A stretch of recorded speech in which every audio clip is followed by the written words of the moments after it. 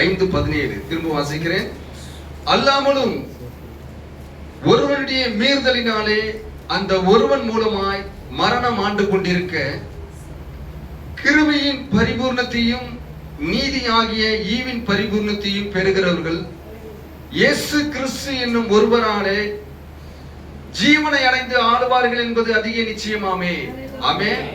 கர்த்தர் தாமே வாசித்த இந்த வேத பகுதியோடு நம்முடைய ஆசீர்வாதத்தை கூட்டி நம்ம ஒவ்வொரு ஆசீர்வதிப்பாராக. தலைகளை தாழ்த்தலாம். பிரியமானவர்களே, மகா இரக்கம் அன்பின் கிருபை நிறைந்த தேவனாகிய கர்த்தாவே, ஆசீர்வதிக்கப்பட்ட இந்த உயிர்த்தெழுந்த இந்த காலை வேளைக்காக நன்றி செலுத்துகிறோம். உம்முடைய கிருபையும் உம்முடைய தயவும் உம்முடைய இரக்கம் ஆண்டவரே இந்த கால வேளையில் எங்களை கூட்டி சேர்த்திருக்கிறது ஐயா. உம்முடைய சமூகத்துக்கு வருவதற்கும் உம்முடைய ஆண்டவரே கர்த்தாவே இதோ தேவரின் நாமத்தை உச்சரிப்பதற்கும் ஆண்டவரை துதிப்பதற்கு ஆராதிப்பதற்கும் நாங்கள் தகுதியற்ற மக்களா இருந்தோம் ஆண்டவரே. இதோ நீர் கல்வாரியிலே சிறுமையிலே நீர் சிந்தின நம்முடைய வெளியேறப்பட்ட ரத்தத்தினாலே இதோ ஆண்டவரே அந்த ரத்தம் எங்கள் பாவங்களை, எங்கள் மீறுதலை, எங்கள் அக்கிரமங்களை கழுவி சுத்திகரித்து இதோ உம்முடைய பரிசுத்த நாமமாகிய கர்த்தராகிய இயேசு கிறிஸ்து நாமத்தினாலே எங்கள் பாவங்கள் மன்னிக்கப்பட்டதனாலே இதோ உம்முடைய சமூகத்தில் நம்முடைய குமாரனும் குமார்த்திகளுமாய் ஆராதிக்க வந்திருக்கிறோம். இதோ ஆண்டவரே உம்மை துதிக்க வந்திருக்கிறோம். உம்முடைய சமூகத்துக்கு வந்திருக்கிறோம். உம்மோடு கூட பேச வந்திருக்கிறோம். நீ பேசுவதை கேட்க வந்திருக்கிறோம். ஆண்டவரே எங்கள் இருதய வாஞ்சி எதிர்பார்ப்பு உம்மை பற்றியே இருக்க இதோ தேவரீர் இந்த கால வேளையிலே எங்களோடு கூட இடைப்படும்படியாக ஜெபிக்கிறேன் கர்த்தாவே. தேவரீர் உம்முடைய ரத்தத்தினூடாக எங்களை நோக்கி பார்ப்பீராக. நீர் சற்று நேரம் எங்களோடு கூட பேசுவீராக. இதோ எல்லா தடைகளையும் நீக்கி போடும் ஆண்டவரே. பாவங்கள், அக்கிரமங்கள், அக்கிரம சிந்தைகள், மீறுதல்கள், எல்லா அக்கிரம சிந்தைகள், பார்வைகளும், எல்லா வீண் பேச்சுகளையும் இதோ எல்லா தொல்லைக்குள்ள சிந்தனைகளையும், எல்லா பாவத்தினூடாக போன சிந்தனைகளையும் இயேசு கிறிஸ்து நாமத்தினாலே ஒரு விசை மன்னித்து இதோ ஆண்டவரே இந்த புல்பீட்டில் நிற்கிற இந்த ஆண்டவரே மனித முதல் கடைசி நபர் வரை நீ சிந்தி நம்முடைய வேறுபட்ட ரத்தமாகிய கர்த்தராகிய இயேசு கிறிஸ்து ரத்தத்தினாலே கழுவி சுத்திகரிக்கும்படியாக ஜெபிக்கிறேன். ஆண்டவரே நீ சிந்தி நம்முடைய ரத்தத்தினூடாக எங்களை நோக்கி பார்ப்பீராக. இந்த இடத்தை இயேசு கிறிஸ்து ரத்தமானது மூடட்டும் ஆண்டவரே. தேவரே நீர் இந்த பாளையத்தை சுத்திகரிக்கும்படியாக ஜெபிக்கிறேன். நீர் ஜெபிக்கிறேன். தொல்லைகள் இந்த காலவெளியிலே இங்கிருந்து அகன்று போவதாக ராஜாவே. இதோ பிரச்சனைகள் இந்த காலவெளியில் இங்கிருந்து அகன்று போவதாக ராஜாவே. இதோ எல்லா பொல்லாத சிந்தனைகள், சிறையிருப்புகள் எல்லாம் இந்த இடத்தை விட்டு அகன்று போவதாக இந்த காலவெளியிலே. எல்லா பலவீனம் நீங்குவதாக. எல்லா விதமான கொலைப்பண்ட ஆவிகள் இயேசு கிறிஸ்து நாமத்தினாலே இதோ கர்த்தராகிய இயேசுவே நீர் கடிந்து கொள்ளி அப்புறப்படுத்தும்படியாக ஜெபிக்கிறேன் கர்த்தாவே. தேவரீ நீர் வாரும் இயேசுவே, நீர் வாரும் வாரும் வாரும். நீர் இந்த பாளையத்துல இருப்பீராக இந்த காலவெளியில ராஜாவே. நீர் ஆண்டவரே மகிமையை ஆண்டவரே கத்தா உம்முடைய மகிமையை உமக்கே செலுத்துகிறோம் ஆண்டவரே. நீர் மகிமைக்குரியவர் ஆண்டவரே. நீர் சோத்திரத்துக்குரியவர் ஆண்டவரே. நீர் போற்றுதலுக்குரியவர் கர்த்தாவே. இந்த காலவேளையிலே துதிகன மகிமையா ஒருவருக்கே செலுத்துகிறோம் ஆண்டவரே. இந்த ஊழியத்தை ஆண்டவர் செய்து கொண்டு வருகிறேன் இதோ அருமையான போதகரியை நீர் ஆசீர்வதியும். அவர் போகிற பிரயாண ஆண்டவரே கரணமுண்டான பாதையிலே உம்முடைய கிருபையும் உம்முடைய தாங்குதல் அவரோடு கூட இருக்கட்டும். ஆண்டவரே நீர் அவரை ஆண்டவரே பலப்படுத்தி வழிநடத்தும்படியாக அவரே அவர் குடும்பத்தார் இதோ சபை குடும்பங்கள் ஒவ்வொன்றையும் நீர் ஆசீர்வதிக்கு ஆண்டவரே நீர் வழி நடத்தும்படியாக ஜெபிக்கிறேன் கர்த்தாவே. நீர் பலப்படுத்தும் ஆண்டவரே. காரியங்களை எல்லாம் உம்முடைய பரிசுத்த கட்டுப்பாட்டுகளை வைக்கும்படியாக ஜெபிக்கிறேன். இந்த வேலையில இந்த எளியவனுக்கு நீர் கொடுத்த இந்த ஆண்டவரே மகத்தான வேலைக்காக மக்கள் நன்றி செலுத்துகிறேன் ராஜாவே. ஆண்டவரே நீர் ஆண்டவரே கர்த்தாவே வருவீராக காட்சியிலே நீர் பலப்படுத்தும்படியாக ஜெபிக்கிறேன். நீர் காட்சியில வந்தீரானால் அதுக்கு எங்களுக்கு போதுமானதா இருக்கும் ஆண்டவரே. ஓ ரத்தத்தினூடாக அதை செய்வீராக ராஜாவே. பலப்படுத்தும் காரியங்களை கட்டுப்பாடுகளை வைத்துக் கொள்ளும். சகலமும் நாமத்தை மகிமைக்காக இருக்கட்டும். சகல துதிகன மகிமையா ஒருவருக்கே செலுத்துகிறோம். கர்த்தர் ரட்சகர் மீட்பருமாகிய கர்த்தராகிய இயேசு கிறிஸ்து வெளியேறப்பட்ட பரிசுத்த நாமத்தை கேட்கிறோம் பரலோக பரிசுத்த பிதாவே. ஆமென் ஆமென் ஆமென் ஆமென். உட்காரலாம் பிரியமானவர்களே. ஹல்லேலூயா.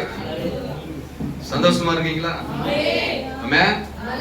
கர்த்தர் நல்லவரா இருக்கிறார் இந்த காலவேளையில. ஆமென். உங்களை பார்க்கறதுல எனக்கும் சந்தோஷம். கர்த்தர் நல்லவர். இந்த செய்திக்கு நான் ஒரு தலைப்பு கொடுக்கணும்னா,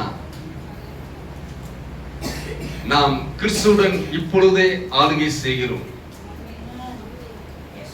நாம் கிறிஸ்துவுடனே இப்பொழுதே ரைட் நவ் ஆளுகை செய்கிறோம். இந்த தலைப்புக்குள்ளாக இருக்கிறதான ரெவலேஷன், இந்த வெளிப்பாடு நாம் பற்றி பிடிக்கும் போது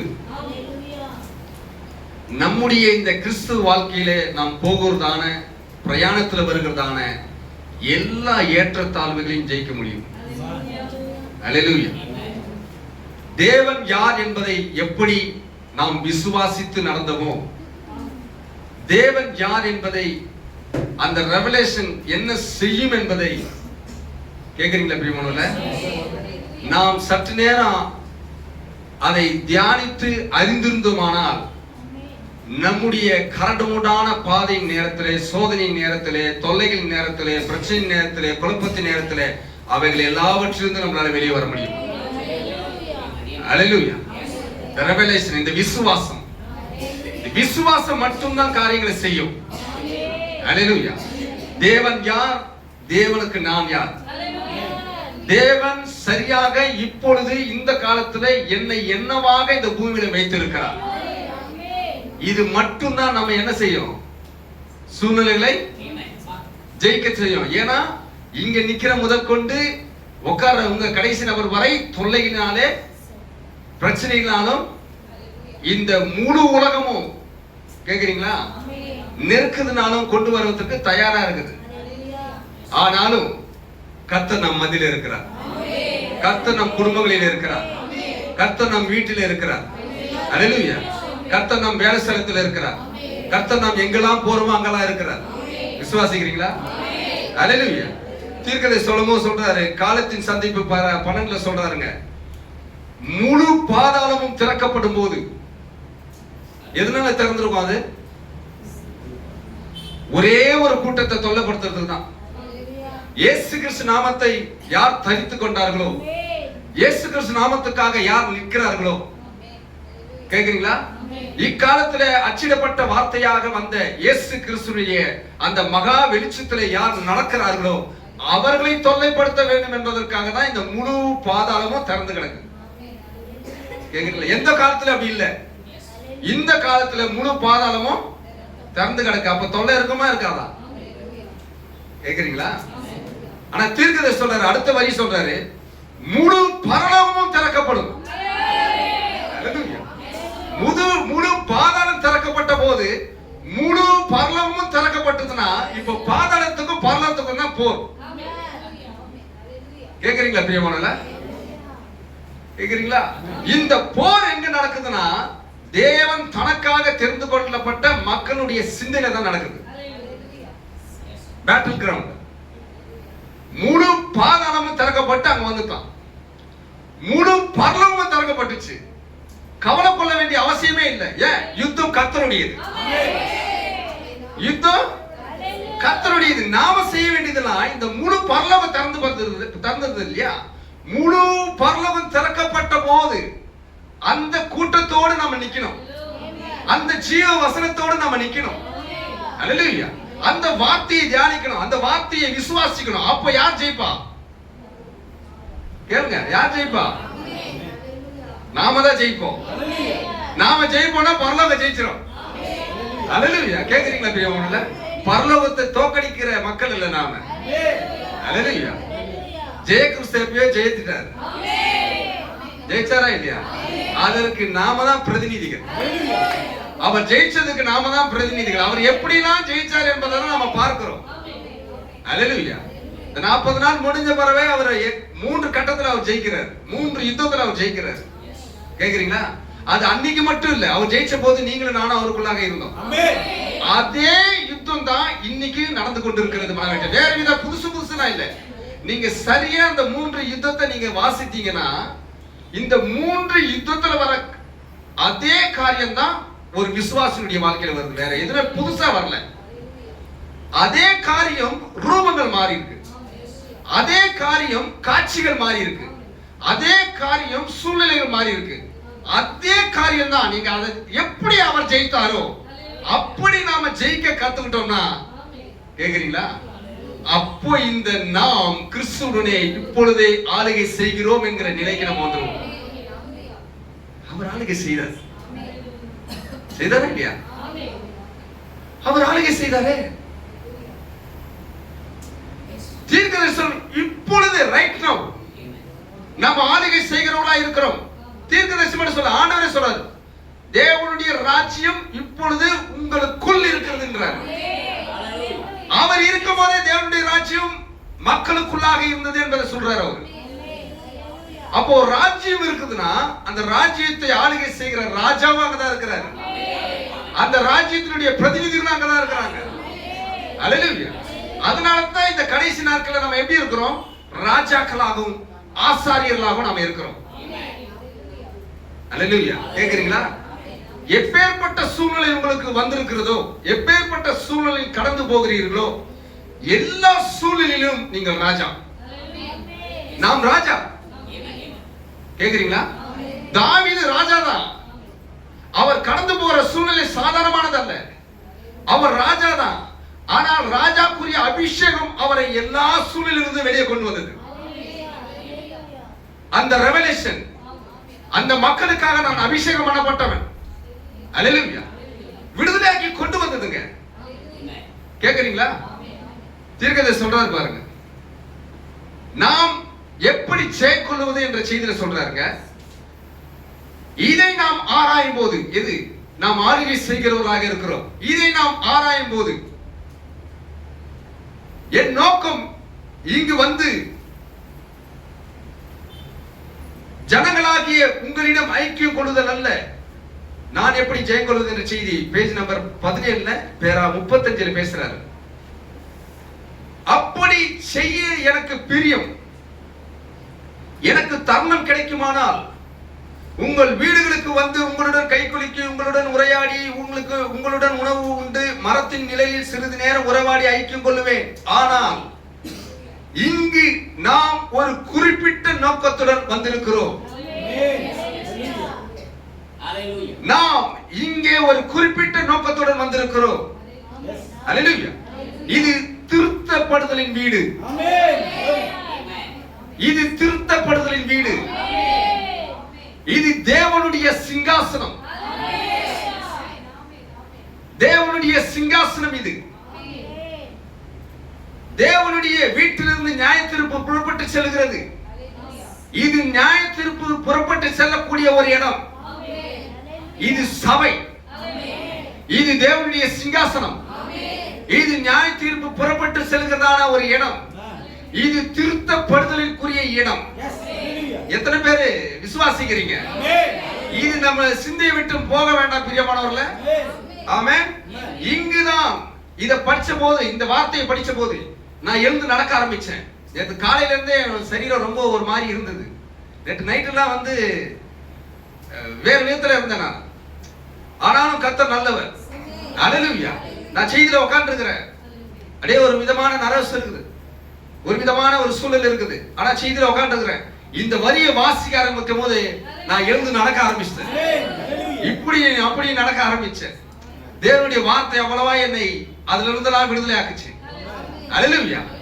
கேக்குறீங்களா பிரியமானவர்களே? அப்பதான் நினைச்சேன் இந்த வார்த்தை நிச்சயமாக நமக்கு ஆசீர்வாதமான ஒன்றாக இருக்கும். இங்க சொல்றாரு பாருங்க, இங்குதான் நாம் ஒருவரில் ஒருவர் அன்பு கூர்ந்து கொண்டு இருக்கிறோம். இங்குதான் நாம் ஒருவரில் ஒருவர் அன்பு கூர்ந்து ஒன்று கூடுகிறோம். இதுதான் இன்னைக்கு பிசாசு வளர்ச்சிட்டான். கேக்குறீங்களா?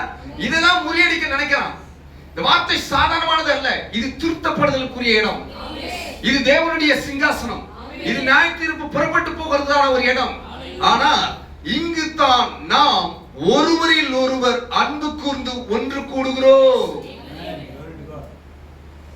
ஒரு குடும்பமா இருந்தாலும் சரி, ஒரு சபையாக இருந்தாலும் சரி, அல்லேலூயா, நாம் அன்பினாலே ஒன்று கூடுகிறோம். எங்கே? தேவனுடைய வார்த்தை எங்கு கொடுக்கப்படுகிறதோ, தேவனுடைய மன்னா எங்கே நீங்கள் புசிக்கிறீர்களோ அந்த இடத்துல அன்பினாலே. ஆமென். இங்குதான் நாம் ஒருவரில் ஒருவர் அன்பு கூர்ந்து ஒன்று கூடுகிறோம். இந்த வார்த்தை சாதாரணமானது அல்ல. ஆமென். கிறிஸ்துவர்கள் மாத்திரம் அவ்வாறு அன்பு கூற முடியும். அடுத்த வரி, கிறிஸ்துவர்கள் மாத்திரம் அவ்வாறு அன்பு கூற முடியும். அல்லேலூயா. இங்கு நாம் பரிசுத்தாவின் தலைமையின் கீழ் இருக்கிறோம். எத்தனை பேர் விசுவாசிக்கிறீங்க? இங்கு சரியாக பரிசுத்தாவின் தலைமையின் கீழே தான் நாம இருக்கிறோம். அல்லேலூயா. கேக்குறீங்களா பிரியமானவர்களே? இங்கு நாம் பரிசுத்தாவின் தலைமையின் கீழ் இருக்கிறோம். நாம் எந்த நிலையில் இருக்கிறோம் என்றும், நமது குறைகள் என்னவென்றும், நாம் எந்த நிலையை அடைய வேண்டும் என்றும் இங்கு நாம் கணக்கு பார்க்க வேண்டியவர்களாய் இருக்கிறோம். கேக்குறீங்களா? வெளியே கிடையாது நீங்க இதெல்லாம் பார்க்கிறதுக்கு. சரியாக தேவன் எங்க உங்களை வைத்தாரோ அதுதான் தேவனுடைய சிங்காசனம் இருக்கிற இடம். அதுதான் நமக்கான திருத்தப்படுதலுக்குரிய இடம். அதுதான் நாம் ஒன்று கூடி அன்பு கூற வேண்டிய ஒரு இடம். எந்த இடம் அது? நீங்கள் உங்களுக்கு தேவன் கொடுத்த உங்களுடைய சபை, உங்களுக்காக கொடுக்கப்பட்ட ஒரு தலைமைத்துவத்தின் கீழாக, அந்த தலைமைத்துவத்துக்குள்ளாக இருக்கிறவர் பரிசுத்த ஆவியானவர். இந்த சிந்தை கேட்கிறீங்களா? நம் சூழ்நிலையை ஆளுகை செய்யக்கூடியவர்களாய் நாம் மறுபடுத்தும். கேட்கிறீங்களா பிரியமானவர்களே? நாம் எந்த நிலைக்கு இருக்கிறோம் என்றும், நமது குறைகள் என்னவென்றும், நாம் எந்த நிலையை அடைய வேண்டும் என்றும், நம்ம குறை இருக்கு, எந்த நிலையில இருக்கிறோம் நமக்கு மட்டும்தான் தெரியும். ஆவிக்குரிய வாழ்க்கையில நம்மளுடைய நிலை எப்படி இருக்கு நம்ம மட்டும்தான் அறிய முடியும். எந்த நிலையில் அடைய வேண்டும், எந்த நிலையில் இருக்கிறோம், நமது குறைகள் என்னவென்றும், நமது எந்த நிலையில் அடைய வேண்டும் என்றும் இங்கு நாம் கணக்கு பார்க்க வேண்டியவர்களாக இருக்கிறோம். எங்கேயுமே பார்க்க முடியாது. கேக்குறீங்களா? தேவனுடைய வார்த்தை புறப்பட்டு வரும்போது அதுதான் நம்முடைய நிலையை அறிவிக்கிறது. உங்களுக்கு தேவனுடைய வார்த்தை ஒவ்வொரு வாரமும் உங்கள் மேய்ப்பெருமாக வருகிற வார்த்தையிலிருந்து புறப்பட்டு வரும்போது அதுதான் திருத்தலுக்குரிய வார்த்தை. ஏன்னா இது திருத்தலுக்குரிய ஸ்தலம். இது அதை நிராகரிக்க முடியாது. ஆமென். இந்த இடம் தான் தேவனுடைய சிங்காசனம். நீங்க ஒரு மேய்ப்பரை ஒரு மனிதனை பார்க்கல, தேவன் சிங்காசனம் இருக்கிற இடத்துல இருக்கிறீர்கள் என்பதை நாம் அறிந்து கொள்ள வேண்டும். The revelation. Only believe. All things are possible. Hallelujah. நாம் அதை விசுவாசிக்க வேண்டும் என்று சொல்கிறார். Hallelujah. இங்க தேவனுடைய சிங்காசனம் இருக்குன்றதை நாம புரிஞ்சுக்கணும். Hallelujah. நாம் எந்த நிலையை அடைய வேண்டும் என்றும் இங்கு நாம் கணக்கு பார்க்க வேண்டியவராக இருக்கிறோம். அதைத்தான் நாம் ஆராய வேண்டும். வேற எதையுமே ஆராய வேண்டாம். ஆமென். போதகர்கள் தங்கள் மக்களுக்காக அந்த இடங்களை ஆராய்கின்றனர். உங்களுக்காக போதகர் ஆராய்ந்து கொண்டிருக்கிறார். மக்களுடைய நிலை என்ன, எப்படி இருக்கிறார், அவர் வாழ்க்கை என்ன, வாழ்க்கையிலுடைய ஆவிக்குரிய வாழ்க்கை என்ன என்று ஆராய்ந்து கொண்டிருக்கிறார்கள். அல்லேலூயா. மக்களின் குறைகளை அவர்கள் காணும் போது, மக்களிடத்தில் இந்த குறை இருக்கிறது என்பதை காணும் போது அதை திருத்த முயல்கின்றனர். ஏன் முயல்கின்றனர்? இது திருத்தலுக்குரிய ஸ்தலம், இது திருத்தலுக்குரிய இடம். ஆமென். விரைவில் சபையானது ஒரு படி உயர செல்ல வேண்டும் என்பது என் கருத்து. தீர்க்கதரிசி சொல்றார், ஒரு படி சபை உயர வேண்டுமா? கீழே போக வேண்டாம். இந்த வெளிப்பாட்டிலே ஒரு படி சபை உயர வேண்டும். இப்ப நம்ம எதுக்கு வரோம் இங்க? பிரியமானவர்களே சொல்லுங்க, எதுக்கு வரோம்? நம்மை சரிப்படுத்திக் கொள். எந்த இடத்துல நாம் இருக்கிறோம் ஆவிக்குரிய வாழ்க்கையில நாம் என்ன செய்ய வேண்டும்? அல்லேலூயா. இன்னும் நான் எப்படி நடக்க வேண்டும் தேவனுக்கு? அல்லேலூயா. அதை கணக்கு பார்த்து தேவனோடு நடப்பதற்கு தான் நாம தேவனுடைய சபைக்கு வருகிறோம். கேக்குறீங்களா? அல்லேலூயா. தீர்க்கதரிசி சொல்றாரு, இன்னைக்கு பெரிய பிரச்சனை இருக்குது. இன்று மனிதனுக்குள்ள பெரிய தொல்லை. ஹப்ல சொல்றாருங்க, இணையும் நேரம். பேரா 55ல சொல்றாரு. நான் வாசிக்கிறேன் அதை. இன்றைக்கு மனிதனுக்குள்ள தொல்லை என்னவெனில், அவன் தன் தலைவனை அறியாமல் இருக்கிறான். தான் பிரச்சனை. இப்போ யார் லீடர்? எனக்கு அல்லேலூயா. யார் லீடர் என்பதே அவனுக்கு புரியல. இன்றைக்கு மனிதனுக்குள்ள தொல்லை என்னவெனில், அவன் தன் தலைவனை அறியாமல் இருக்கிறான். ஆமையா, அவர்கள் ஒரு ஸ்தாபனத்தில் ஒன்று சேர்கின்றனர். ஒரு பேராயர் அல்லது ஒரு மனிதனை சுற்றி ஒன்று சேர்கின்றனர். ஆனால் அவர்களுடைய தலைவனை சுற்றி, அல்லேலூயா, அவனுடைய தலைவனை சுற்றி, அதாவது பரிசுத்த ஆவியின் வார்த்தையை சுற்றி அவர்கள் ஒன்று சேர்வதில்லை. பாருங்கள், அவர்கள் நான் சிறிது மூட மதாவின் பாணியாகி விடுவேன் என்று ஐயமுறுகிறேன். நான் தவறான பாதையில் சென்று விடுவேன் என்று ஐயமுறுகிறேன் என்றனர். தேவனுடைய வார்த்தையும் பரிசுத்த ஆவியையும் பின்பற்றினால் ஒரு மத சம்பந்தப்பட்ட ஒரு மனிதனை போல மாறிவிடுவேன், அல்லது சில தவறான பாதையிலே நான் சென்று விடுவேன் என்று பயப்படுறாங்க. அல்லேலூயா. ஓ பார்த்தீர்களா, சிறு வாத்து தலைவனை பார்த்து அது சிறகுகளை வைத்துள்ள விதை எனக்கு பிடிக்கவில்லை. எது சொல்லுது? சிறு வாத்து தலைவனை பார்த்து. அல்லேலூயா. எந்த பரிசுத்த ஆவியானவர் நடத்துகிறாரோ, ஒரு தலைமைத்துவத்துக்கு கீழாக நடத்துகிறாரோ, இந்த சிறு வாத்து என்ன சொல்லுதுங்க?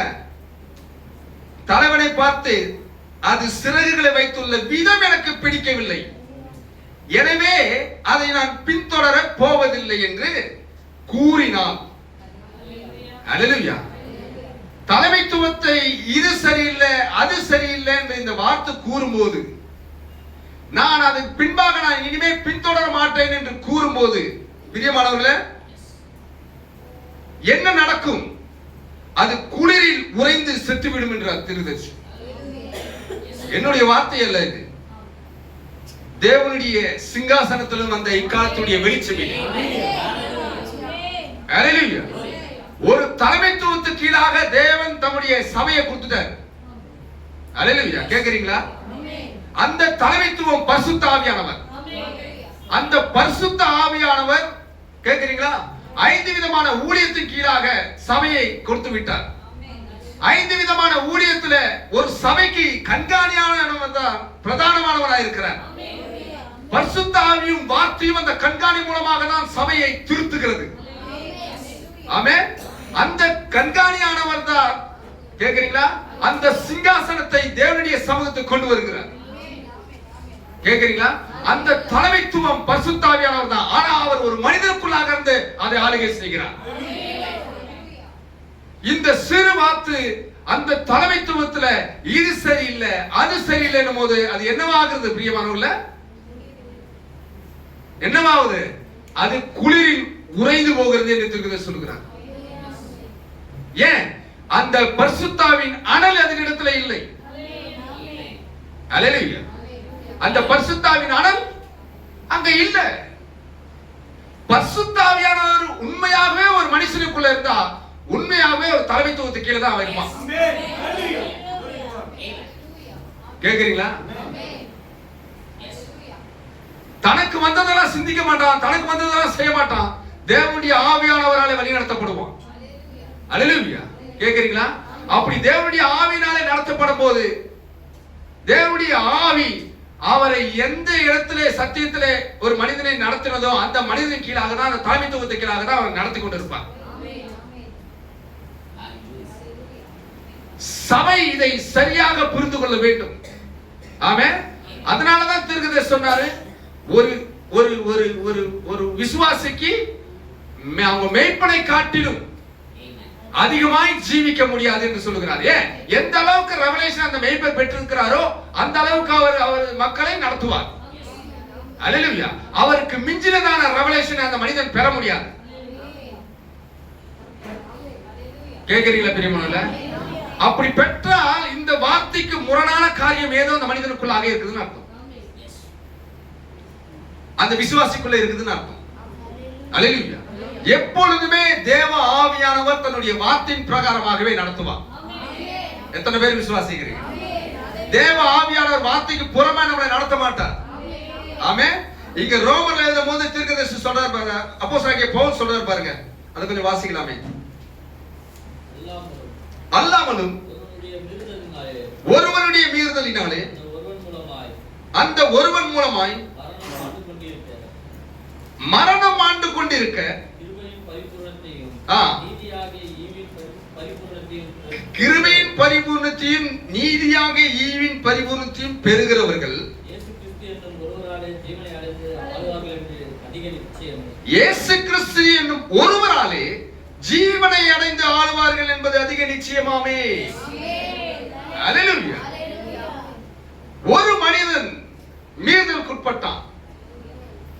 அந்த மீறுதலுக்குட்பட்ட அந்த மனிதனாலதான் புரியுதுங்களா, பாவமானது மனுக்குலத்தின் மேல் வந்தது. நம்ம நன்றாக அறிந்த ஒன்று. அந்த பாவம் அந்த மனிதனாலே இன்று வரை பிறக்கும் ஒவ்வொரு மனிதனையும் அது ஆண்டு கொண்டிருக்கிறது. அல்லேலூயா. அப்போ ஒரு மனிதனுடைய மீறுதலினாலே இந்த பாவம் மரணமாக. புரியுதுங்களா? பாவத்தின் சம்பளம் மரணம். இந்த மரணம் ஒரு மனிதனை ஆண்டு கொண்டிருக்க, இப்படி நம்மையும் ஆண்டு கொண்டிருந்தது மரணமானது. அல்லேலூயா. நாம் அந்த மரணத்தின் கிரியைகளாய் இருந்தோம். எப்பொழுது பாவத்தினுடைய சிந்தனை இருந்ததோ, எப்போது பாவத்தினுடைய செயல்கள் இருந்ததோ, எப்போது பாவத்தினுடைய எல்லா சுபாவங்களும் நமக்குள்ளாக வாசமாய் இருந்ததோ, பவுல் சொல்றாரு, எனக்குள்ள இருக்கிற பாவமே அதை செய்கிறது. பாவம் அவருக்குள்ளாக இருந்ததை பவுல் இனக்கண்டு கொள்ளுகிறார். அந்த பாவம் அவருக்குள்ளாக ஜீவிக்கிறதுக்கு ஜீவன் உண்டது என்று போல பேசுறார் பவுல். எனக்குள்ளாக வாசமாய் இருக்கிற பாவமே அதை செய்கிறது. அல்லேலூயா. கேக்குறீங்களா பிரியமானவர்களே? அப்போ ஒரு மனுஷனுடைய மீறுதனாலே பாவம் ஒரு மனிதனுக்குள்ளாக இருந்து ஜீவித்து அவனை ஆண்டு கொள்ளுமானால், இங்க அடுத்த வரியில சொல்றாரு பவுல், கிருபையின் பரிபூர்ணத்தையும். கிருபையின் பரிபூர்ணம். அல்லேலூயா. கொஞ்சம் குறைவு கிடையாது. கிருபையின் பரிபூர்ணத்தையும் நீதியாக ஈவின் பரிபூர்ணத்தையும் பெறுகிறவர்கள் யார்? அது கிருபையின் பரிபூர்ணத்தையும் நீதியின் பரிபூர்ணத்தையும் பெறுகிறவர்கள். அல்லேலூயா. இப்ப பாவம் ஆண்டு கொண்டிருந்த அந்த சரீரத்தில் தான் இந்த கிருபையின் பரிபூர்ணம் வருகிறது. பாவம் ஆண்டு கொண்டு நம்மை தொல்லைக்குள்ளாகவும் துன்பத்துக்குள்ளாகவும் வியாதிக்குள்ளாக நடத்திக் கொண்டிருந்த அந்த சரீரத்துக்குள்ளாக தான் இந்த கிருபையின் பரிபூர்ணமும் நீதியின் பரிபூர்ணமும் பெறுகிற மக்களாக இருக்கிறோம் நாம. அல்லேலூயா. பெறுகிறவர்கள் இயேசு கிறிஸ்து என்னும் ஒருவராலே, அவர் ஒருவராலே, one God, ஒரே ரட்சகர், ஒரே மீட்பர், ஒரே சுகமளிக்கிறவர், ஒரே விடுதலையாக்குகிறவர், ஒரே தேவன். அல்லேலூயா. ஒன்றான மெய் தேவன், நித்திய ஜீவன், அவர் ஒருவராலே, அவர் ஒருவராலே, அவர் ஒருவராலே ஜீவனை அடைந்து மரித்தோம். இந்த ஒருவராலே ஜீவனை பெற்றோம், கிருபையின் பரிபூர்ணத்தை பெற்றோம், நீதியின் பரிபூர்ணத்தை பெற்றோம். அல்லேலூயா. ஒருவராலே ஜீவனை அடைந்து ஆளுவார்கள் என்பது. இப்ப மரணம் ஆளுகை செய்ய முடியாது, மரணத்தின் கிரியைகள் ஆளுகை செய்ய முடியாது. ஏன்? ஜீவனின் கிரியை, நீதி ஈவின் பரிபூர்ணம் அது ஈவா கொடுத்துறாரு. அல்லேலூயா. கிருபையின் பரிபூர்ணம், கிருபையின் பரிபூர்ணம் தான் இந்த கிருபையின் செய்தி. கிருபையின் பரிபூர்ணம் முழுமையா வந்துருச்சுங்க. யார் அவர்? கிருபை. ஆதியிலே வார்த்தை இருந்தது, அந்த வார்த்தை தேவனிடத்தில் இருந்தது, அந்த வார்த்தையே தேவனா இருந்தது, அந்த வார்த்தை மாம்சமானது, அந்த வார்த்தை மாம்சமாகி கிருபையும் சத்தியமும் நிறைந்தவராய் நமக்குள்ளாக வாசமாய் இருக்கிறார். அல்லேலூயா. அந்த கிருபையின் பரிபூர்ணம் அதை பெற்றவர்கள் நாம். இயேசு கிறிஸ்துவை பெற்றவர்கள் நம் ஜீவியத்திலே நாம். மரணம் ஆண்டு கொண்டிருந்தது, இப்ப மரணம் நம்மை ஆண்டு கொள்ளாது. அல்லேலூயா. ஆனால் ஜீவனாகிய இயேசு கிறிஸ்து நம்மை ஆண்டு கொண்டிருக்கிறார். அல்லேலூயா. ஜீவனை அடைந்து ஆளுவார்கள் என்பது. அல்லேலூயா. கேக்குறீங்களா பிரியமானவர்களே? நாம் ஒரு நேரத்தில் அடிமைகளா இருந்தோம், இப்ப நாம் ஆளுகை செய்கிறவர்களாய் மாறிட்டோம். நம்மை சூழ்நிலைகள் ஆளுகை செய்து கொண்டிருந்தது. நமக்கு கண்ணீர் வரும், இப்ப கூட வரும். நமக்கு தொல்லை பிரச்சனைகள் இப்ப கூட இருக்கும், இப்ப கூட பலவீனம் இருக்கும், இப்ப கூட எல்லா காரியமும் இருக்கும். ஆனால் அது எல்லாவற்றையும் ஆளுகை செய்யக்கூடிய ஆளுகை தேவன் நமக்குள்ளாக வச்சிருக்கிறார். இது இந்த காலத்துடைய செய்தி நமக்கு போதித்தது அதுதான். அல்லேலூயா. அந்த சூழ்நிலையை ஆளுகை செய்வது, அந்த பலவீனத்தை ஆளுகை செய்வது. நான் சொன்ன எழுந்து நடந்து சொன்ன இல்லையா? கேக்குறீங்களா பிரியமானவர்களே? அல்லேலூயா.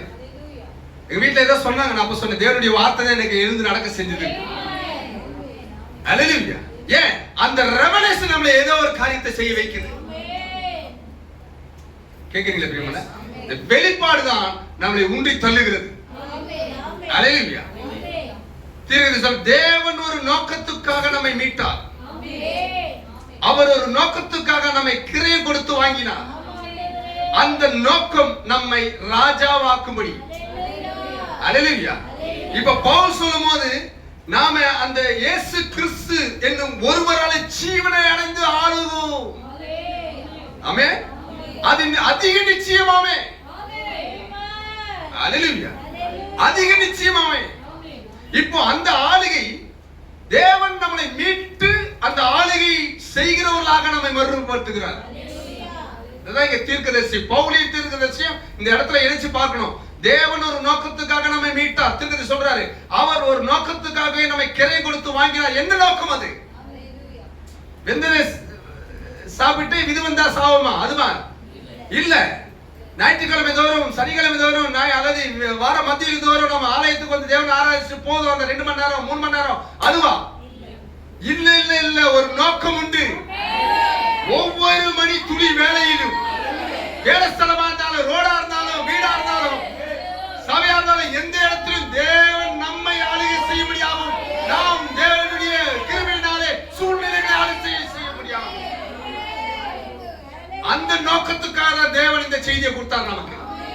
The revelation, இந்த விசுவாசம், only believe. Amen. Only believe. All things are possible. சாதாரணமான ஸ்லோகம் இல்ல அது. சாதாரணமான பாடல் அல்ல அது. இதை விசுவாசிக்க வேண்டும். நான் ஆளுகை செய்யக்கூடிய நிலையில் தேவன் என்னை வச்சிருக்கிறார். ஒரு மனிதன் மரித்து போனார். பாவம் என் மீது கொட்டப்பட்டது. நான் அவரை பார்த்ததும் இல்லை, நான் அவர் கூட இருந்ததும் இல்லை. கேக்குறீங்களா? பல நூற்று ஆயிரக்கணக்கான வருடங்களுக்கு முன்பாக அவர் செய்த பாவத்தினால பாவம் என்னை ஆண்டு கொண்டிருந்தது. ஒரு பாவம் அறியாத நான் பிறந்த இந்த பூமியில. அல்லேலூயா. ஆனால் ஒருவர் அவரை நான் பார்த்தது கூட இல்லை, அவர் கல்வாரியில் என்ன செய்தார் என்பதை கூட நான் காணவில்லை. அல்லேலூயா. அவர் ஒருவருடைய நீதியினாலே என்னுடைய ஜீவனை மாற்றினார் தேவன். இந்த பாவத்தினுடைய எல்லா செல்களையும் அழித்து போட்டார். கேக்குறீங்களா? அதனால்தான் பாவத்துக்குரிய கேள்வி மனவாட்டி கிட்ட இல்ல, சபை கிட்ட இல்லன்னு சொன்னார் தேவன். அல்லேலூயா. அந்த கூரெல்லாம் உடைக்கப்பட்டுச்சு பிரியமானவர்களே. பவுல் அதை புரிஞ்சவரால சொல்ற, மரணமே கூரெங்கே, பாதாளமே உன் ஜெயம் எங்கே? அல்லேலூயா. மரணத்தின் கூரை உடைத்து போட்டார் தேவன். பாவத்தின் சம்பளம் மரணம். அந்த மரணத்துடைய கூரை உடைச்சாரு. அல்லேலூயா. அதெல்லாம் தீர்க்கதரிசி எடுக்கிறாரு. பாவத்தினுடைய கேள்வி மனவாட்டி கிட்ட இல்ல. அல்லேலூயா. ஏன்? அவர் ஒருவர் ஆக்கினி தீர்ப்புக்குள்ளாக வந்ததனாலே, இந்த ஒரு மனிதனுடைய நீதியினாலே, இந்த ஒரு கலிலேய மனிதனுடைய ஜீவியத்தினாலே, அந்த ஒரு கலிலேய மனிதனுடைய பேச்சினாலே, அந்த ஒரு கலிலேய மனிதன் எடுத்த தீர்மானத்தினாலே, அந்த ஒரு கலிலேய மனிதன், கேக்குறீங்களா பிரியமானவர்களே, தன்னந்தனியாக கல்வாரியில் நிர்வாணமாக தொங்கினதாலே, அவர் ஜீவனை கொடுத்ததனாலே, அந்த கலிலேய மனிதன் சர்வ வல்லமையுள்ள தேவனாக இருந்தார். அவராலே நான் மீட்படைந்தேன். அவரால் நான் ஜீவனை அடைந்தேன். கேக்குறீங்களா பிரியமானவர்களே? அவர் சொல்றாரு பாருங்க, ஆவிக்குரிய ராஜாக்கள் அவர் தமது சிங்காசனத்தில் உட்காரும் போது நாம் அவருடன் பூமியில் ராஜாக்களாக இருக்க போகிறோம். வெளிப்படுத்தல் 3:21 சொல்றாரு. அவர், கேக்குறீங்களா பிரியமானவர்களே, தமது சிங்காசனத்தில் உட்காரும் போது நாம் அவருடன் பூமியில் ராஜாக்களாக இருக்க போகிறோம். அல்லேலூயா. ஆனால் இப்பொழுது நாம் ஆவிக்குரிய ராஜாக்கள். நாம் ஒரு ஆவிக்குரிய ராஜ்யத்தின் மீது ஆளுகை செய்கிறோம். கேக்குறீங்களா பிரியமானவர்களே? நமக்கு வருகிற தொல்லைகள் ஒரு மனிதனுக்கிட்ட இருந்து வருதுன்னு நம்ம நினைப்போம். அல்லேலூயா. எந்த தொல்லைகளும், எந்த பிரச்சனைகளும், எந்த ஒரு கண்ணீர் விடுகிற காரியங்களும், மன உளைச்சல்களும், குழப்பங்களும், நெருக்கடிகளும், இதெல்லாம் ஒரு ஆவிக்குரிய மண்டலத்திலிருந்து நம்ம இடத்துல போர் செய்கிறது மட்டும் நம்ம புரிஞ்சுக்கணும். அல்லேலூயா. எங்கேருந்து அந்த ஆயுதம் தாக்கப்படுனே தெரியாது. ஆமென். ஆனால் இந்த ரெவலேஷன், ஆமென், தேவனுடைய ஆவியோடு நம்ம ஒன்றித்து போகிற இந்த ரெவலேஷன், இந்த விசுவாசம், இந்த தேவனோடு பற்றி இருக்கிறதான ஜீவியம், நான் ஆளுகை செய்கிறவனாக இருக்கிறேன், நான் ஆவிக்குரிய அந்த ராஜ்யத்திலே நான் ராஜாவா என்ன தேவன் இந்த பூமியில் வச்சிருக்கிறார். ரெவலேஷன். எந்த இடத்துல இருந்து எதிரிகள் வரார்களோ அதை சரியாக நாம் அறிந்து கொள்ள முடியும். கேக்குறீங்களா பிரியமானவர்களே? அல்லேலூயா. எந்த இடத்துல இருந்து உங்களுக்கு தேவன் கொடுத்ததான அந்த பரிசுத்த அனுபவத்தை இழக்கக்கூடிய சூழ்நிலையை பிசாசு கொண்டு வரும்போது அது சரியாக நீங்கள் அறிந்து கொள்வீர்கள். தேவனோடு நடக்கக்கூடிய ஒரு சூழ்நிலையை கேக்குறீங்களா பிரியமானவர்களே? நடக்க விடாதபடி அவன் தடை செய்கிற சூழ்நிலையை சரியாக நாம் அறிந்து கொள்ள முடியும். எப்ப அறிந்து கொள்ள முடியும்? இந்த ஆளுகை என்கிற நிலையை வரும் பொழுது. கேக்குறீங்களா? ஒரே ஒரு எக்ஸாம்பிள். நம்ம மொபைல் இருக்கா இல்லையா? பல விதமான காரியங்கள் அந்த ஒரு சின்ன பெட்டியில இருக்குது. அல்லேலூயா. ஆனால் அந்த மொபைல் நம்மை ஆளுகை செய்து நமக்கு தெரியல, ரூல் பண்ணுது அது. ஆனா அது வெறும் பெட்டி தான். ஆனா அதற்குள்ளாக இருக்கிற அந்த ஆவி, இந்த ஸ்பிரிட் இருக்கு பாருங்க, அது எந்த நோக்கத்துக்காக பிசாசு இந்த பூமியில அனுப்பினாரோ அதன் வேலையை அது சரியா செய்து. கேக்குறீங்களா? அது வேலையை அது சரியா செய்து நான் நினைக்கிறது உண்டு. அது அப்போ அது என்ன ரூல் பண்ணுது. அது என் கண்ணை ரூல் பண்ணுது, என் சிந்தனையை ரூல் பண்ணுது, என்னுடைய எண்ணங்களை ரூல் பண்ணுது, என் இருதயத்தை ரூல் பண்ணுது. எல்லாத்தையும் அது ஆளுகை செய்யுது. அல்லேலூயா. அப்போ இது ஆளுகை செய்கிற ஒரு இடம்னா இது பின்னாடி யார் இருக்கிறா? கேக்குறீங்களா பிரியமானவர்களே? அப்ப இதை ஜெயிக்கணும்னா எனக்குள்ள ஒரு ஆளுகை இருக்குது. அது தேவனுடைய ராஜ்யத்தின் ஆளுகை. என்னை ராஜாவாக வச்சிருக்கிறார். இது என்ன ஆளுகை செய்ய முடியாது. ஆமென். கேக்குறீங்களா பிரியமானவர்களே? இது என்ன ஆளுகை செய்ய முடியாது. பணம் நம்மளை ஆளுகை செய்ய முடியாது. பணத்தை நாம் ஆளுகை செய்கிறவர்களா இருக்கணும். அப்பதான் மனிதனை மனிதனாக மதிப்போம். அல்லேலூயா. எல்லாரையும் ஒரே மாதிரி பாப்போம் நாம. கேக்குறீங்களா பிரியமானவர்களே? நம்மை காட்டிலும் பிறனை மேலாக எண்ணுங்கள் தீர்க்கதரிசி சொல்றாரு. அல்லேலூயா. அப்போ எப்போ இந்த ஆளுகைக்குள்ள வரமோ அப்போதான் இந்த கிறிஸ்துவனுடைய ஜீவன் நமக்குள்ளாக இருந்து பிரதிபலிக்கும். அல்லேலூயா. அதனால பவுல் சொன்னார், ஒருவனுடைய மீதுனாலே அந்த ஒருவன் மூலமா மரணம் ஆண்டு கொண்டிருக்க ரூல் பண்ணுது. நம்மள என்ன செய்தோம் என்ன செஞ்சிட்டு இருக்கோனே தெரியாது அப்ப அந்த ரூல் பண்ணும்போது. அல்லேலூயா. அப்பேற்பட்ட ரூலிங் அது. ஆனால் ஜீவனுள்ள தேவனுடைய அந்த அந்த கிருபை நம்மிடத்தில் ஆளுகை செய்ய வந்தபோது, ஆமென், கிருபை பாவம் செய்ய விடாது. கிருபை பாவத்திலிருந்து நம்மை தூக்கி எடுக்க முடியுமானது. அதுதான் கிருபை.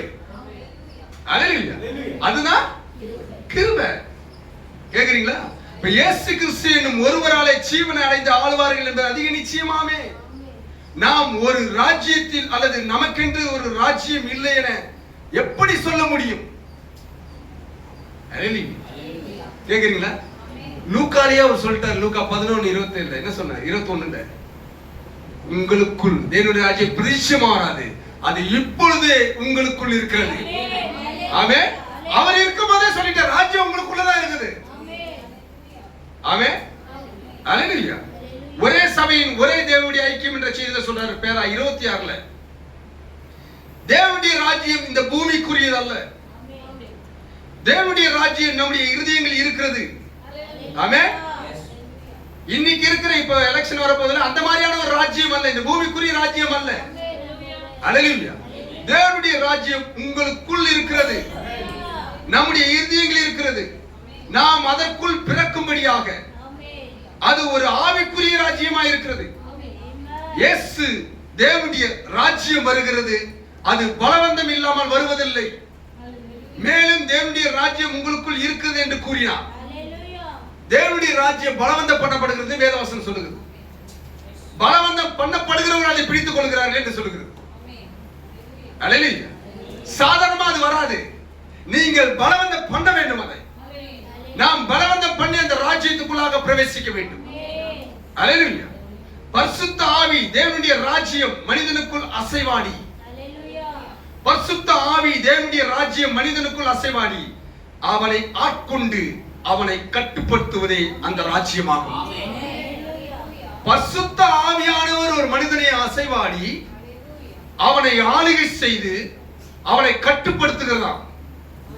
இந்த கட்டுக்குள்ள ஒரு மனிதன் வரும்போது அவன் சரியாக தேவனுடைய ராஜ்யத்துக்குள்ளாக இருக்கிறான் என்று அர்த்தம். இந்த பரிசுத்த ஆவியானவருடைய கட்டுப்பாட்டில் ஒரு மனிதன் வரும்போது அவன் சரியானதை சிந்திப்பான், அவன் சரியானதை பேசுவான், அவன் சரியானபடி ஜீவிப்பான். ஏன்? அவனை கட்டுப்படுத்துவது அவன் எங்கிருந்து வந்தானோ அந்த ராஜ்யத்துக்குரிய ராஜா ஆளுகை செய்கிறான். புரிஞ்சுக்கிறீங்களா பிரியமானவர்களே? இந்த விசுவாசம் ஆமென் நம்முடைய ஜீவியத்தை மறுரூபப்படுத்தும். இந்த விசுவாசம் நம் குடும்பத்தை மறுரூபப்படுத்தும். இந்த விசுவாசம் நம்முடைய சபையை மறுரூபப்படுத்தும். ஆமென். பரிசுத்த ஆவியானவர் அசைவாடி முழு கட்டுப்பாட்டை அவர் எடுக்கும்போது பிசாசுக்கு இங்க வேலை இல்லை. பிசாசு குடும்பத்துல வேலை இல்லை. அல்லேலூயா. சூழ்நிலை வராது சொல்ல மாட்டார். அதுதான் சொன்ன அவர் 3 யுத்தத்திலே மிகப்பெரிய யுத்தம் அது. அதுல எப்படி ஜெயித்தாரோ வார்த்தை கொண்டுதான் நாம் ஜெயிக்க முடியும். மனிதனோடு போரிட்டு ஜெயிக்க முடியாது. மனிதனோடு வாக்குவாதம் விட்டு ஜெயிக்க முடியாது. மனிதனோடு எந்த ஒரு காரியத்தை விட்டு நாம ஜெயிக்க முடியாது. நாம் செய்ய வேண்டியதெல்லாம் அல்லேலூயா. கேக்குறீங்களா பிரியமானவர்களே? அவர் எப்படி ஜெயித்தாரோ இப்படி எழுதி இருக்கிறதே, இப்படி எழுதி இருக்கிறதே, இப்படி எழுதி இருக்கிறதே. இது தேவன் கொடுத்த வாக்குத்தத்தம். இது தேவன் கொடுத்த வார்த்தை. தேவன் இவ்வளவா என்னை நேசிக்கிறார், இவ்வளவா என்னை நடத்துகிறார். தேவன் எனக்குள்ளாக அந்த ராஜ்யம் இருக்கிறது என்று சொன்னார். அந்த ராஜ்யத்தின் பிரதிநிதி நான் அப்படியாக ஜீவிப்பேன். பிசாசுக்கு என்னிடத்துல எந்த வேலையும் இல்லை. கேக்குறீங்களா பிரியமானவர்களே? இதுதான் நமக்கு ஜெயத்தை கொண்டு வரும். ஹல்லேலூயா. கேக்குறீங்களா? சரியாக பூமியில் ஆதாம் இருக்கும் போதே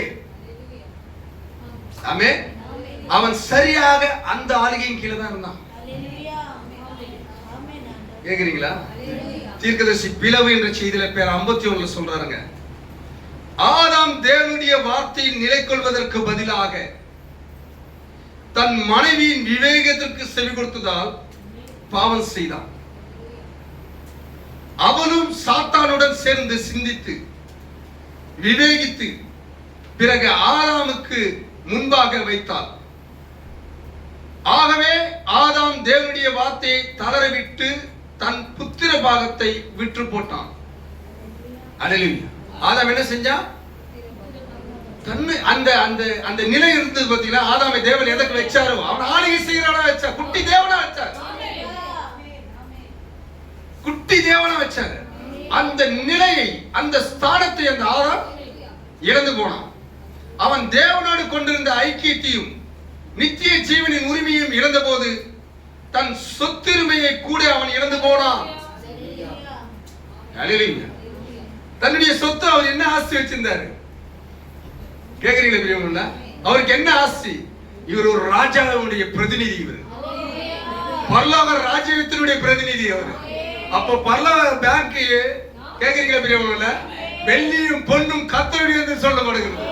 நீங்க இயற்கையான ஒரு ஐஸ்வர்யத்தை நினைச்சாலும் சரி, ஆவிக்குரிய ஐஸ்வர்யத்தை நினைச்சாலும் சரி, அதற்கெல்லாம் சொந்தக்காரர் இந்த ஆதாம்.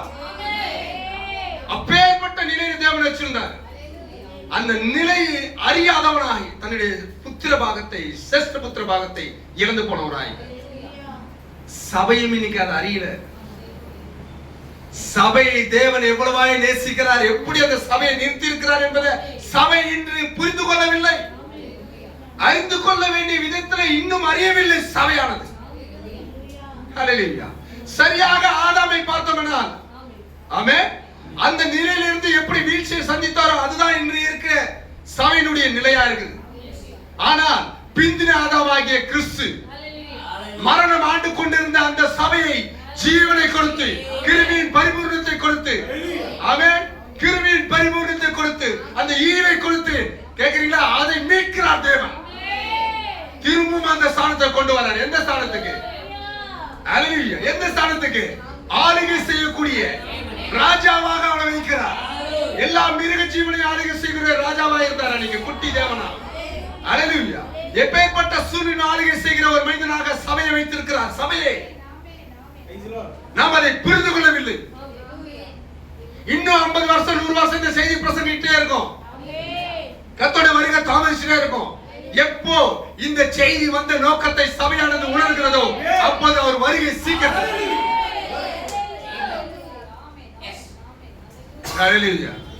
இந்த ஸ்தானம் மிக முக்கியமானது பிரியமானவர்களே. இந்த ரெவலேஷன் உங்களை எல்லா காலத்திலும் எல்லா நேரத்திலும் நடத்தும் தேவனோடு. கேக்குறீங்களா? கேக்குறீங்களா? அல்லேலூயா. அதை இழந்து போனார் ஆதாம். இது அப்போஸ்தலர் பவுல் எடுக்கிறார். ஒன்று, அதாவது கொலைசியர் 1:13 ஒரு வார்த்தை இருக்கு. இருளின் அதிகாரத்தில் இருந்து. அல்லேலூயா.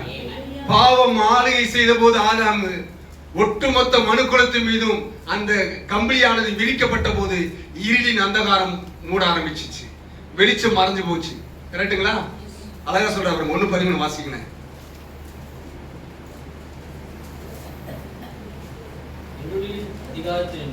இருளின் அதிகாரத்தில் இருந்து நம்மை விடுதலையாக்கி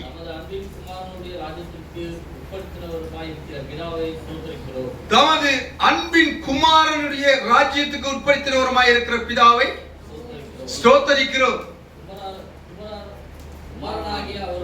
குமாரனாகிய அவருக்குள் அவருடைய ரத்தத்தினாலே பாவ மன்னிப்பாகிய மீட்பு நமக்கு உண்டாயிருக்கிறது. இருளின் அதிகாரத்திலிருந்து நம்மளை விடுதலாக்கி தமது குமாரனுடைய ராஜ்யத்துக்கு, அல்லேலூயா, வார்த்தையானவருடைய ராஜ்யத்துக்கு, கிறிஸ்துவின் ராஜ்யத்துக்கு உட்படுத்தினவர். அல்லேலூயா. அந்த ராஜ்யத்தில் அவர் நம்மளை கொண்டு போய் சேர்த்திருக்கிறார். சரியாக அந்த ராஜ்யத்தில் இருக்கிறோம் நாம. சபை சரியாக அந்த ராஜ்யத்துக்குள்ளாக இருக்குது. ஹல்லேலூயா.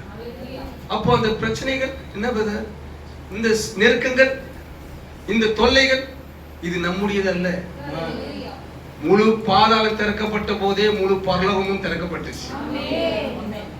முழு பரலோகத்துடைய ராஜா இயேசு கிறிஸ்து. அந்த ராஜ்யத்துடைய பிரதிநிதிகள் நாம. ஒரு நேரம் நாம இந்த பாதாளம் திறக்கப்பட்ட போது அக்கறையில இருந்தோம். நாம அந்த சைடுல இருந்தோம். அவர்கள் எல்லாரையும் தூக்கி எடுத்தார் தேவன். ஆமென். தன்னுடைய எல்லாரையும் தூக்கி எடுத்தால் தன்னுடைய சொந்த குமாரனுடைய ரத்தத்தினாலே. அந்த ரத்தத்தினாலே மீட்பு நமக்கு உண்டாயிருந்தது. அல்லேலூயா. கேக்குறீங்களா? அப்ப இந்த ராஜா இருக்கிறார்னா இந்த ராஜா உட்காரத்தக்கதான சிங்காசனம் எங்க இருக்கு? சிங்காசனம் எங்கே? இந்த ராஜாதி ராஜாவா எனக்குள்ள வாங்க ஆண்டவரே, ஆளுகை செய்யுங்க ஆண்டவரே. நீ ராஜாதி ராஜானா ராஜாதி ராஜா மேல மட்டும் இல்ல, ராஜாதி ராஜா கீழே இருக்கிறார். பரலோகத்தில் இருக்கிறவரும் பரலோகத்தில் இருந்து இறங்கினவரும் பரலோகத்துக்கு ஏறுகிறவருமாகிய மனுஷகுமாரனே அல்லாமல், அல்லேலூயா, இயேசுவே எங்கள் ராஜாதி ராஜா. ரெவலேஷன் தெரியாம நம்ம சொல்ல முடியாது. அல்லேலூயா. இது நம்ம சரியா புரிஞ்சுக்கணும். அவர் ராஜானா அவர் உட்கார்ந்தக்கதான சிங்காசனம் எங்க இருக்கு? அவரை வாரி இயேசுவே நீர் வந்து எனக்குள்ளாக வாசமாயிருனா அவர் எங்க வந்து உட்காருவார்? அல்லேலூயா. உட்கார்ற நடக்கவே விட்டுலாமா? உலாவினே இருக்க ஆண்டவரே. அவர் சொல்றார் நான் உலாவி, ஆமென், உங்களுக்குள்ளே வாசம் பண்ணுவேன் என்று சொல்லி இருக்கிறார். உங்களுக்குள்ளே இருந்து உங்களுக்குள்ளே உலாவி உங்களுக்குள்ளே வாசம் பண்ணுவேன். அல்லேலூயா. கொஞ்ச நேரம் உட்காரத்துக்கு ஒரு சிங்காசனம் வேணும். ஒரே சிங்காசனம் பரத்தை விட்டு இறங்கினது. தேவனுக்குள்ளாக இருந்ததெல்லாம் கிறிஸ்துக்குள்ளாக, கிறிஸ்துக்குள்ளாக இருந்ததெல்லாம் இன்று மனவாட்டிக்குள்ளாக. கேக்குறீங்களா? வெளிப்படுத்தல் அதிகாரம் 4 பார்ட் 2 பேசுறாருங்க. பேரா 101 பேசுறாரு. இப்பொழுது முதலாவது சிங்காசனம் பரலோகத்தில் இருந்தது. அல்லேலூயா. இப்பொழுது முதலாவது சிங்காசனம் பரலோகத்தில் இருந்தது. அது நியாயாசனமாக இருந்தது. அல்லேலூயா. கேக்குறீங்களா? நான் இதை எழுதி வரும்போது சில காரியங்களை நடுவில் விட்டு கூட அடுத்த பேஜ்ல கூட நான் எழுது பேரால கூட, ஆனா 101 தான் நான் பேசுறேன். நான் இப்பொழுது முதலாவது சிங்காசனம் பரலோகத்தில் இருந்தது. அது நியாயாசனமாக இருந்தது. கேக்குறீங்களா? நியாயாசனமாக இருந்தது பரலோகத்தில். இரண்டாவது சிங்காசனம் கிறிஸ்துவில் இருந்தது. அல்லேலூயா. இரண்டாவது சிங்காசனம் கிறிஸ்துவில் இருந்தது. மூன்றாவது சிங்காசனம் மனிதனில் இருக்கிறது. அல்லேலூயா. பரத்தில் இருந்த அந்த சிங்காசனம் பரத்தில் இருந்து வந்த கிறிஸ்துக்குள்ள மாறினது. நான் கடந்த வாரம் என்ன சொல்றது, தேவனின் வாசஸ்தலம்ங்கிறத எடுத்தேன். அதேதான். தேவனுக்குள்ளாக இருந்ததெல்லாம் கிறிஸ்துக்குள்ளாக, கிறிஸ்துக்குள்ளாக இருந்ததெல்லாம் சபைக்குள்ளாக. தேவனுடைய அந்த வாசஸ்தலம் பரத்தில் இருந்த மாதிரி பிரகாரமே ஆசீர்வாத கூடாரத்தில் இருந்தது. அதே பரத்தின் மாதிரி பிரகாரமா இருந்த அந்த கூடாரம் மகா பரிசுத்த தலத்திலே கிருபாசனத்தின் மத்தியிலே எழுந்திருந்த அதே தேவன் பிறகு கிறிஸ்துக்குள்ளே வாசமா இருந்தார். அல்லேலூயா. அதே தேவன் அதே கிறிஸ்துக்குள்ளாக இருந்து இன்று மனவாட்டிக்குள்ளாக ஒரு வாசஸ்தலம் மாறி இருக்கு. அல்லேலூயா. பரிசுத்த ஆவியானவர் இருக்கக்கூடிய வாசம் செய்யக்கூடிய இறுதியான ஸ்தலம் இயேசு கிறிஸ்து. அந்த இயேசு கிறிஸ்துவின் சரீரம் தான் சபை. அல்லேலூயா. அன்றும் அவர் அங்கதான் வாசமா இருந்தார், இன்றும் அங்கதான் வாசமா இருக்கிறார். அல்லேலூயா. அதை ஒன்றிணைத்து பவுல் சொல்றாரு, நீங்களே அந்த ஆலயம். ஆமென். இப்போ இந்த ஆலயம், இந்த ஆலயத்திலே இந்த ராஜா இங்க வரும்போது நான் அந்த சிங்காசனத்தை கொண்டு வரேன். அந்த ராஜ்யம் அந்த ஆலயத்திலே ராஜாதிராஜாவா இருக்கிறார். அவர் அமரத்தக்கதான சிங்காசனம் முதலாவது அது நியாயாசனமாக இருந்தது. பிறகு கிறிஸ்துக்குள்ள அந்த சிங்காசனம் வந்தது. கரெக்ட்டுங்களா? அந்த சிங்காசனம் கிறிஸ்துக்குள்ள இருக்கும்போது அவர் எப்படி பேசினார், எப்படி ரூல் பண்ணார், எப்படி ஆளுகை செய்தார். அதனாலதான் அந்த மத்தியில இருந்து நான் சொன்னேன், இந்த 3 நிலையில 3 யுத்தத்தை அவர் ஜெயிச்சார். ஏன்னா அவருக்குள்ள அந்த சிங்காசனம் இருந்தது. அந்த ராஜாதி ராஜா இருந்தார். ஆமென். நானும் என் பிதாவும் ஒன்றாய் இருக்கிறோம். அல்லேலூயா. நானும் என் பிதாவும் ஒன்றாய் இருக்கிறோம். இரண்டாவது சிங்காசனம் கிறிஸ்துக்குள்ள இருந்தது. மூன்றாவது சிங்காசனம் மனிதனில் இருக்கிறது. சொல்லுங்க. சபை வேறு விதமா இல்ல. ஆண்டவரே நீ தேவன் நான் மனிதன் சொல்லக்கூடிய நிலையில் இன்னைக்கு இல்லை. இதுக்கு இந்த செய்தி வரல. ஆண்டவரே உம்மிலே ஒரு பாகம் நான், உம்மை போலவே மறுரூபமாக அந்த செய்தியை கொடுத்த என் ஜீவிய நாட்கள்ல பல காலங்களை வீணடித்து விட்டேன். அல்லேலூயா. இப்ப என்னுடைய நிலை, என்னுடைய ஸ்டாண்டர்டை நீங்க கொஞ்சம் உயர்த்தி இருக்கிறீங்கப்பா. உம்மை போலவே என்னை மறுரூபப்படுத்துறீங்க. உம்முடைய சிங்காசனத்தை எனக்குள்ளாக வைத்துட்டீங்க. நீங்க தான் ராஜாதி ராஜா. அப்போ நாம சிந்திக்க மாட்டோம், நாம பேச மாட்டோம், நாம நம்ம சுயத்துல நடக்க மாட்டோம். நாம கேக்குறீங்களா? வீணானத பார்க்க மாட்டோம். கேக்குறீங்களா? இனி நான் அல்ல. இப்ப பவுல் ஏன் சொன்னாரு புரிஞ்சுட்டீங்களா? இந்த சிங்காசனம் பவுலுக்குள்ளாக வந்துருச்சு. எப்போ கிறிஸ்துக்குள்ள இருந்ததோ அது மனிதருக்குள்ளாக, தன்னுடைய சீசருக்குள்ளாக அந்த சிங்காசனம் வந்ததுனாலதான் 11 பேர் உலகத்தையே கலக்கினாங்க. இப்போ அதே சிங்காசனம் தான் கேக்குறீங்களா ஒவ்வொரு சபை காலத்திலும் வந்தது. பிரயாணத்தில் அவர் ராஜாதி ராஜாவா ஆளுகை செய்தார்.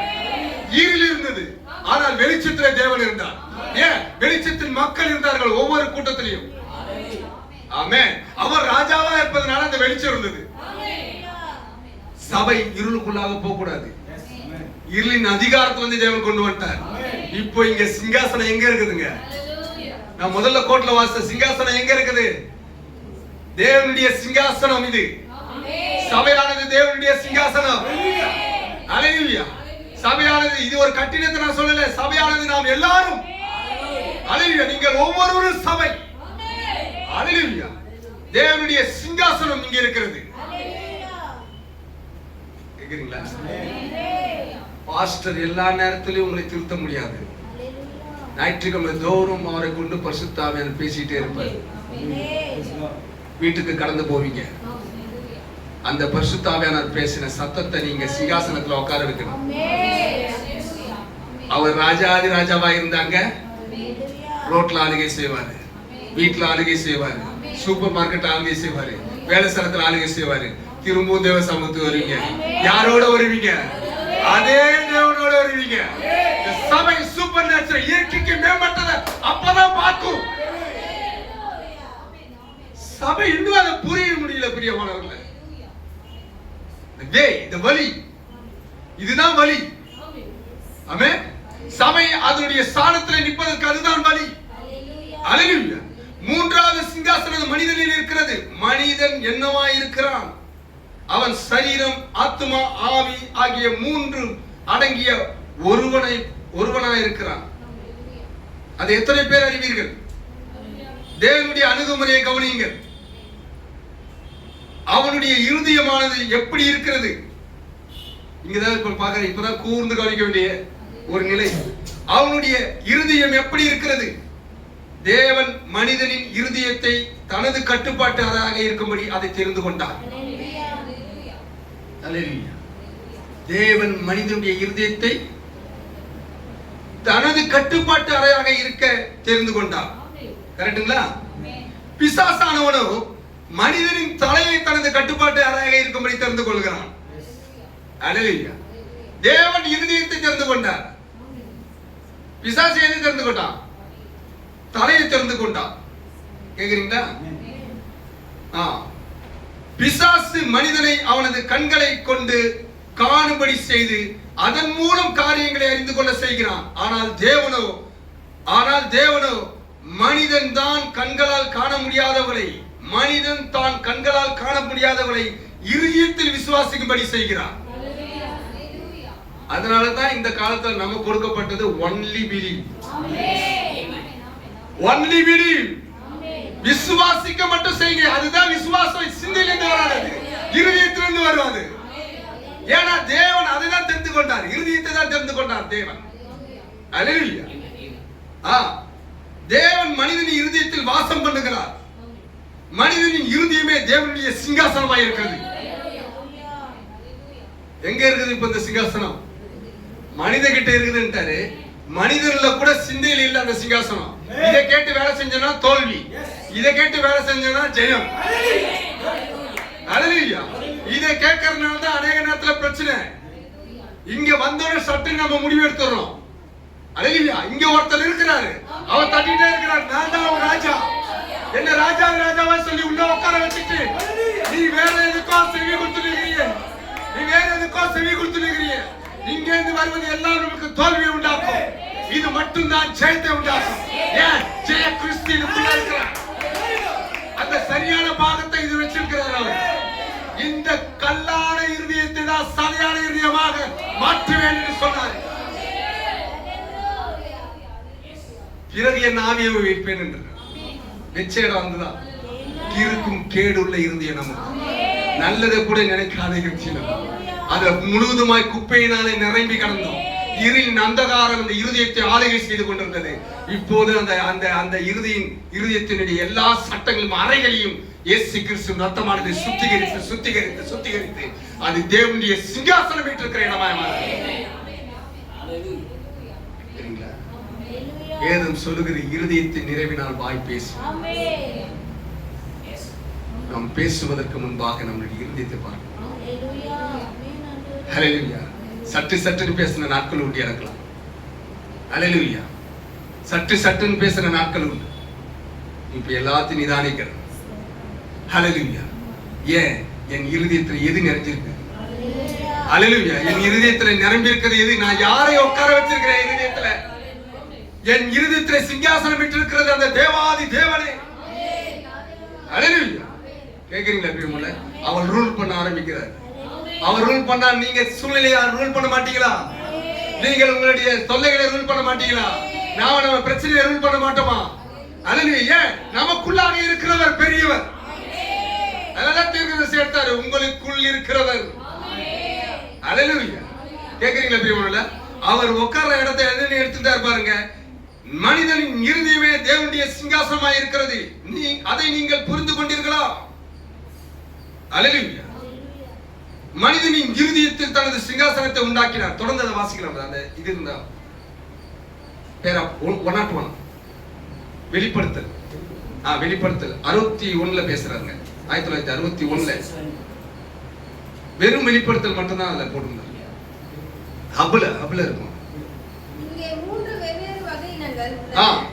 இவ்வமைப்பை நீங்கள் யாவரும் இப்போது இங்கே குறித்துக் கொண்டிருக்கிறீர்கள் என்று நான் நம்புகிறேன்.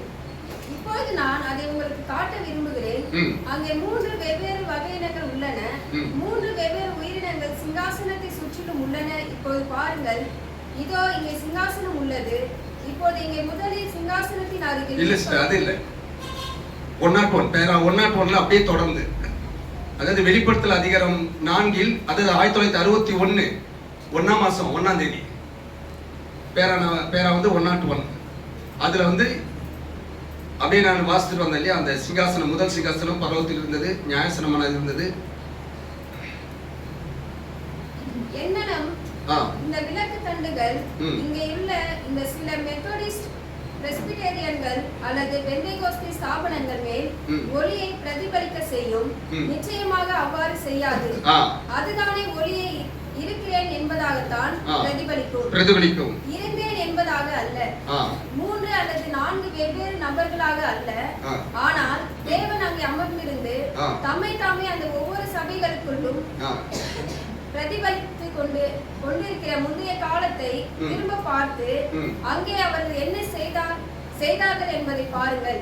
நாம் அதற்காக வரலாற்றை தொடர்ந்து ஆராய்ந்து பார்த்து வந்திருக்கிறோம். அவர்கள் அவரை இருந்தவரும் இருக்கிறவரும் எப்போதும் எவ்வாறு இருக்க போகிறாரோ அந்த ரீதியில் பிரதிபலித்தார்கள். இருந்தவர் அக்காட்சியை யோவான் கண்ட அவர் எப்படி பிரதிபலித்தாங்க? இருந்தவரும் இருக்கிறவரும் வருகிறவருமாக இவர்கள் பிரதிபலிக்கிறார்கள். அல்லேலூயா. இருந்தவர் அக்காட்சியை யோவான் கண்ட மாத்திரத்திலேயே இருந்தவரும் இருப்பவரும் வருகிறவருமாகிய சர்வ வல்லமையுள்ள தேவன், தேவனுடைய சிருஷ்டி அல்பா ஒமேகா ஆதியும் அந்தமுமானவர் என்று கூறினார். இப்போ நான் வாசிக்கிறேன் பாருங்க. அந்த 101ல அப்படியே இப்பொழுது கவனியுங்கள். மனிதனில் முதலாவது பாகமானது என்ன? மனிதனின் முதலாவதான பாகம் சரீரமாகும். அடுத்த பாகம் ஆத்துமாவாகும். அதுவே அவனது ஆவியின் சுபாவமாக இருக்கிறது. அவன் அப்படிப்பட்டவனாய் இருக்கிறான். நாம் அப்படிப்பட்டவன் தான் சொல்றார் தீர்க்கதரிசி. அவ்வாறாக அவனை உருவாக்குகிறது. இப்பொழுது அவர் அணுகுகிறார். ஹல்லேலூயா. இப்பொழுது அவர் அணுகுகிறார். ஆமென். மனிதனின் மூன்றாவதான பாகமானது அவனது ஆவியாகும். இப்போ 3 நிலையில மனிதன் இருந்தாலும் இப்போ தேவன் அந்த 3 நிலையில அதுல ஒரு பாகத்தை எடுக்கிறார். அதுல எதை எடுக்கிறாருங்க? அவனது ஆவி எடுக்கிறாரு. அவனது ஆவியானது அவனது இருதயத்தின் மத்தியில் உள்ளது. எந்த இருதயத்தை தேவன் சிங்காசனம் விட்டிருந்தாரோ அந்த இருதயத்தின் மத்தியிலே அந்த ஆவி இருக்கிறது. ஆமென். இருதயத்தின் மத்தியில் தான் சிங்காசனத்தை ஸ்தாபித்து அமர வருகிறார். இருதயத்தின் மத்தியில் தான் தேவன் தனது சிங்காசனத்தை ஸ்தாபித்து அமர வருகிறார். வேற எங்கேயுமே அவருக்கு இடம் வேண்டாம். பிரியமானவர்களே, அல்லேலூயா. அவர் கேட்பதெல்லாம் மனிதனுடைய இருதயம். அந்த மனிதனுடைய இருதயத்தின் மத்தியிலே தான் இந்த தேவனுடைய ஆவி வாசமாயிருக்கும். அல்லேலூயா. வேற எங்கேயுமே இருக்க மாட்டார் அவர். அந்த மத்தியிலே தான் அவருடைய சிங்காசனம் இருக்கிறது. ஆமென். இப்போ அவர் சத்தம் எத்தனை நாள் நம்மளை கேட்டிருக்கும்? கேட்டதா இல்லீங்களா? எத்தனை நாள் அவர் கதவை தட்டி இருப்பார். எந்த காலத்துல இல்லாம இந்த காலத்துல தான் சபைக்கு வெளியே இருக்கிறாரு. கரெக்ட்டுங்களா? நாம சாவணத்துல இருந்து இப்ப அப்புறம் வந்துட்டோம் வெளியே. ஆமென். இப்ப இருதயத்துல இடம் கேட்டாரு. இப்ப சபையானது நீங்களும் நானும். இப்ப அவர் சபைக்கு வெளியே இருந்து தட்டிட்டு இருக்கிறாரு. அடுத்த நிலைக்கு நம்ம வர வேண்டிய கட்டாயத்தில் இருக்கிறோம். அல்லேலூயா. கொஞ்சம் இடம் கொடுங்க, உள்ள வரணும். நம்ம இருதயத்துல பல காரியங்களை வச்சு மூடப்பட்டிருக்கிறது. ஆமென். இந்த இருதயம் சுத்திகரிக்கப்படும் போது இதில் மத்தியில் அவர் சிங்காசனம் இருக்கிறது. அங்க அவரை அமர வைக்க வேண்டும். சபையானது இயற்கைக்கு மேம்பட்டதை பார்க்க முடியும். எல்லா காரியத்தையும் நாம ஜஸ்ட் சாதாரணமாக எண்ணிட்டு போயிடுவோம். நாம சொல்றது புரியுதுங்களா? சாதாரணமாக எண்ணிட்டு போயிடுவோம். கேக்குறீங்களா பிரியமானவர்களே? எவ்வளவு தோல்வி, எவ்வளவு நிந்தை, எவ்வளவு அவமானம், எவ்வளவு காரியத்தை சுமந்து கொண்டே நீங்கள் பிரயாணித்தாலும் தேவனுடைய சிங்காசனம் நமக்குள்ளாக வாசமா இருக்கு.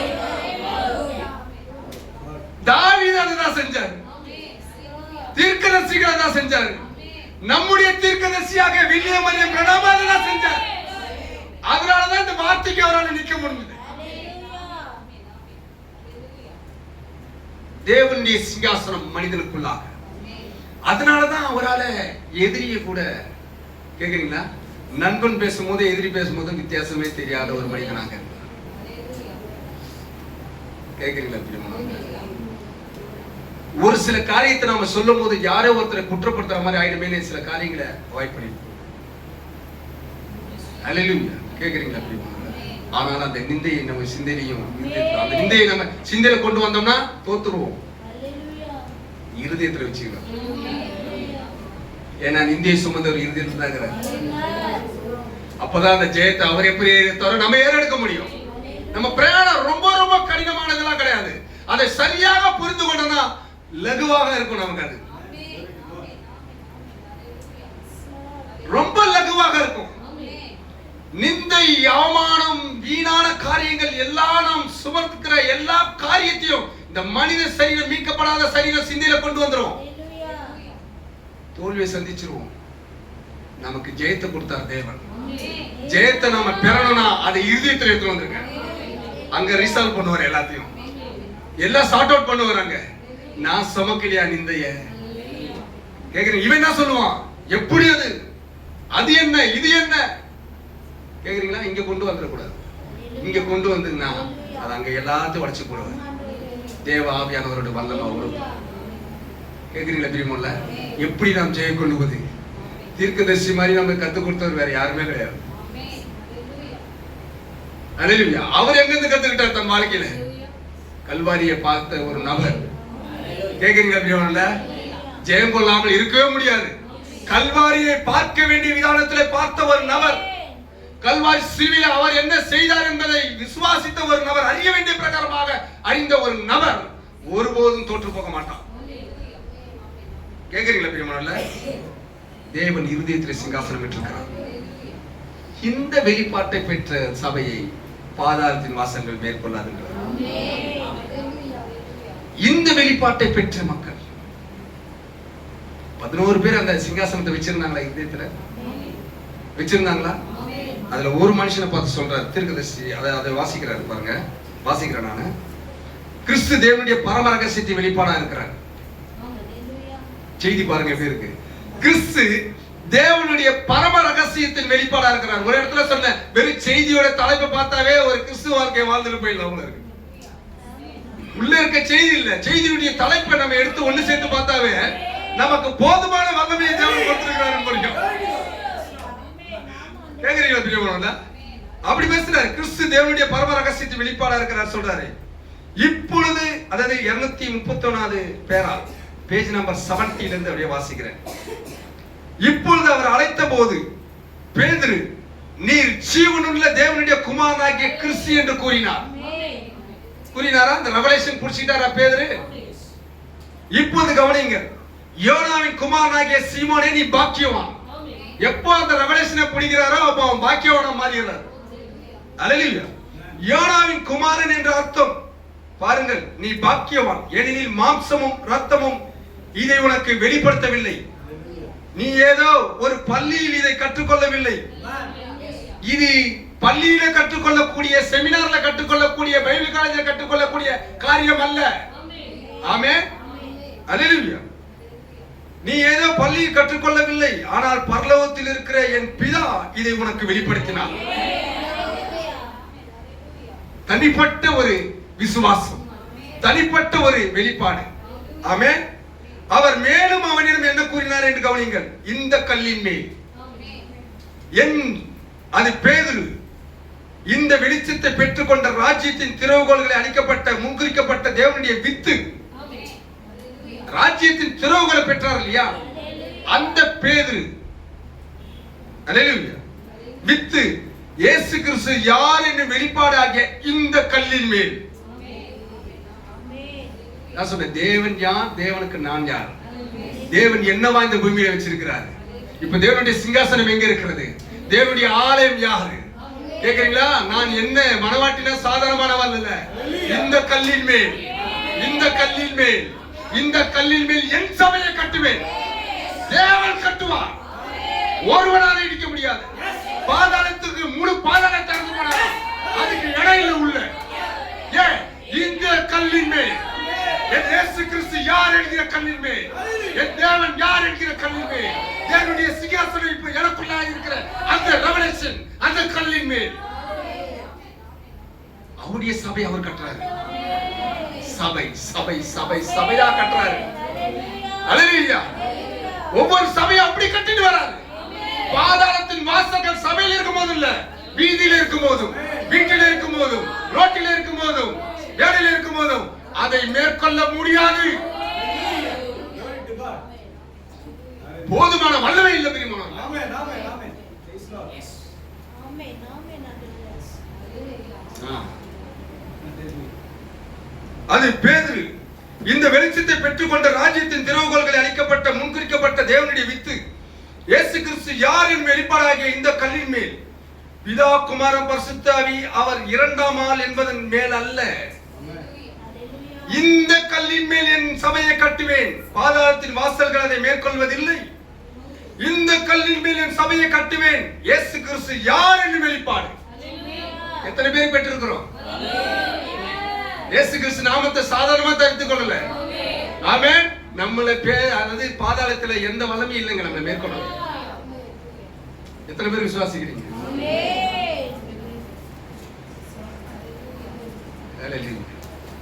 பிரச்சனை நிறைந்த சூழ்நிலையில கூட நீங்க மேற்கொள்ள முடியும், மேற்கொள்ள முடியும். அல்லேலூயா. அந்த விசுவாசம் மட்டும் தான் ஜெயத்தை கொண்டு வரும். அல்லேலூயா.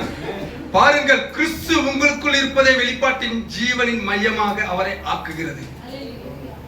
கிறிஸ்து உங்களுக்குள் இருப்பதை வெளிப்பாட்டின் ஜீவனின் மையமாக அவரை ஆக்குகிறது.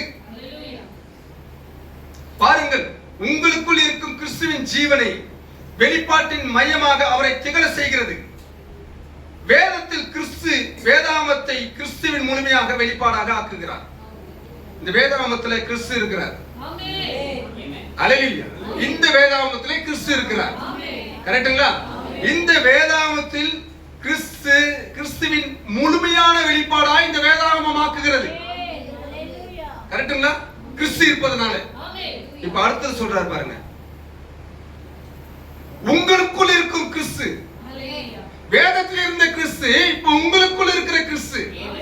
இவர் உங்களுக்குள்ள பயணிச்சார். தேவனுக்குள்ளாக இருந்ததெல்லாம் கிறிஸ்துக்குள்ளாக, கிறிஸ்துக்குள்ளாக இருந்ததெல்லாம் மனவாட்டிக்குள்ளாக. உங்களுக்குள் இருக்கும் கிறிஸ்து உங்களை அந்த முழு காரியத்தின் முழுமையான வெளிப்பாடாக ஆக்குகின்றனர். புரியல?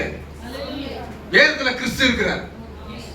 வேதத்தில் கிறிஸ்து வேதாகமத்தை கிறிஸ்துவின் முழுமையான வெளிப்பாடாக ஆக்குகிறது. கிறிஸ்துவை பார்க்கணும்னா வேதத்தை பார்க்கணும். இப்ப இந்த அச்சிடப்பட்ட இந்த வார்த்தை வேதாகமத்தை கிறிஸ்து வெளிப்பாடா இருக்கிறார். கரெக்ட்டுங்களா? இப்ப அது அப்படியே அதே கிறிஸ்து மனவாட்டிக்குள்ளாக.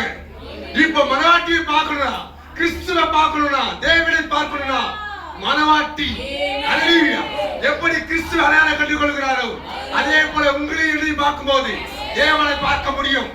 முழு வெளிப்பாடா இருக்கிறார். உலக காத்துட்டு இருக்குது, சர்வ சிருஷ்டி காத்துட்டு இருக்குது. தேவ புத்திரர்கள், ஆமென், கேக்குறீங்களா பிரியமானவர்களே? வெளிப்படும்படியாக கர்ப்ப வேதனைப்பட்டு காத்துக் கொண்டிருக்கிறது. அதுக்குதான் இந்த செய்தி வந்தது. அதுதான் இந்த செய்தி வந்தது. நீங்க பேசும்போது அது நடக்கணும் அடிக்கடி சொல்லுவேன். ஏன்னா அந்த சிங்காசனம் உள்ள இருக்கு. அந்த சிங்காசனத்திலிருந்து பேசுகிறவர் அவர் பேசுகிறார். பேசுகிறவர்கள் நீங்கள் அல்ல, உங்களுக்குள் வாசமாயிருக்கிற தேவ ஆவியானவரே பேசுகிறார். நீங்கள் பேசுகிறது நடக்கும். நடக்கும். அதுதான் செய்தி வந்தது. கேக்குறீங்களா பிரியமானவர்களே? இப்ப சொல்ல பாருங்க, தேவன் என்ன முயல்கிறார் என்று பாருங்கள். எதை முயல்கிறார் தேவன்? அவருடைய சிங்காசனத்துல மனிதனுக்குள்ளாக வச்சு அந்த தேவனுடைய முழு வெளிப்பாடாக அவன் நடக்கிறான். அவனுக்கு யாரும் போதிக்கல. கேக்குறீங்களா பிரியமானவர்களே? செமினார்ஸ் போதிக்கல, அவனுக்கு எந்த கல்லூரிகளும் போதிக்கல. அவன் தேவனுடைய சமூகத்துக்கு வரான். தேவனுடைய வார்த்தையுடைய முழுமையான பரிபூர்ணத்தை அவன் பெற்றுக் கொள்கிறான். அல்லேலூயா. ஏன்? அவன் ஒரு தலைமைத்துவத்துக்கு கீழே வரான். கரெக்டுங்களா பிரியமானவர்களே? வெளியே கிடையாது, நீங்க கத்துக்கொள்ள வேண்டிய இடம். அல்லேலூயா. தேவனுடைய உங்களுக்காக நியமிக்கப்பட்ட, அல்லேலூயா, உங்களுக்காக நியமிக்கப்பட்ட சபையிலே உங்களுக்காக நியமிக்கப்பட்ட கண்காணி கீழாக தேவனுடைய முழு ரெவலேஷன் உங்களால பிடிக்க முடியும். கேக்குறீங்களா? ஹல்லேலூயா. அப்படியானால் மறுபிறப்பு என்றால் என்ன? நல்லது சகோதரன் பிரணாமே. மறுபிறப்பு என்றால் என்ன என்று நீங்கள் கேட்கலாம். என்னை அப்படியே என்னை மாற்றுகிறது, நான் தேவனுடைய அப்படியே வெளிப்பாடா இருக்கிறேன்னா, கிறிஸ்து தேவனுடைய பரம ரகசியத்தின் வெளிப்பாடா இருந்தார். கரெக்டுங்களா? அது அப்படியே நம்மளை எப்படி மாத்துகிறது? மணவாட்டி தேவனுடைய, சொல்லுங்க சொல்லுங்க பிரியமானவங்க, செய்தி தலைமை பாருங்க. கிறிஸ்து தேவனுடைய பரம ரகசியத்தின் வெளிப்பாடா இருக்கிறார். பரம ரகசியமான தேவன், அதை வெளிப்படுத்துறது கிறிஸ்து. பரம ரகசியமான தேவன், அதை வெளிப்படுத்துகிறது மணவாட்டி. பிடிச்சுக்கல நீங்க? கிறிஸ்து தேவனுடைய பரம ரகசியத்தின் வெளிப்பாடு. அல்லேலூயா. அந்த கிறிஸ்து இப்ப எங்க இருக்கிறாருங்க? மணவாட்டிக்குள்ளாக. ஆமென். அப்போ மணவாட்டி கிறிஸ்துவின் பரம ரகசியத்தின், அதாவது தேவனுடைய பரம ரகசியத்தின் வெளிப்பாடு கிறிஸ்து. இப்ப அந்த கிறிஸ்து மணவாட்டிக்குள்ள வந்துட்டாரு. இப்ப மணவாட்டிக்குள்ளாக இருந்து இப்ப தேவனுடைய பரம ரகசியத்தின் வெளிப்பாடு யார்? யார்? யார்? அந்த பரம ரகசியத்தின் வெளிப்பாடு சபை. இதுதான் நடக்குமா பிசாசு? இதுலதான் நடக்குமா பிசாசு? வருவான், வரத்துக்குலாம் அவனுக்கு அதிகாரம் இருக்குது. கேக்குறீங்களா? அவன் வருவான், இந்த கண்ணுகளை அப்பங்களாக்கும்படி செய். கேக்குறீங்களா? நீதான் கிறிஸ்துவின் பரம தேவனுடைய பரம ரகசியத்தின் வெளிப்பாடா இருக்கிறீங்க, இது செய். மனிதன் அப்பத்தினால மாத்திரம் அல்ல, தேவனுடைய வாயிலிருந்து புறப்படுகிற ஒரு வார்த்தையினால பிழைப்பான் என்று எழுதி இருக்கிறது. இந்த ரெவலேஷன் ஒரு கட்டுப்பாடுக்குள்ளாக வரும். கேக்குறீங்களா பிரியமானவர்களே? தேவனுடைய கட்டுப்பாட்டுக்குள்ளாக இந்த ரெவலேஷன் வரும். ஏன்னா அதிக ரெவலேஷன் நம்மளை திசை திருப்பிடும். ஜாக்கிரதையா இருக்க வேண்டும். தேவனுடைய வார்த்தைக்குள்ளாக கட்டுக்குள்ளாக பரிசுத்தமான கட்டுக்குள்ளாக இருக்கிற வரையும் தேவனுடைய வார்த்தையில நடப்பனாம மேட்டி மடைய வைக்காது. அதுதான் ரெவலேஷன். இங்க வரக்கூடாது. ரெவலேஷன் இங்க வந்ததுன்னா அது பிசாசுனால உண்டானது. கீழே தள்ளிடும். நமக்கு ரெவலேஷன் உள்ள வரணும். இருதயத்திலிருந்து அது எழும்பணும்.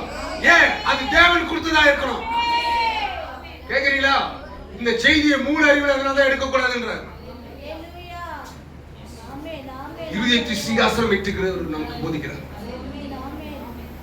கேக்குறீங்களா பிரியமானவர்களே? அல்லேலூயா. நீ தனிப்பட்ட விதத்தில் பெறும் இயேசு கிறிஸ்துவின் வெளிப்பாடே அது. எது? மறுபிறப்பு.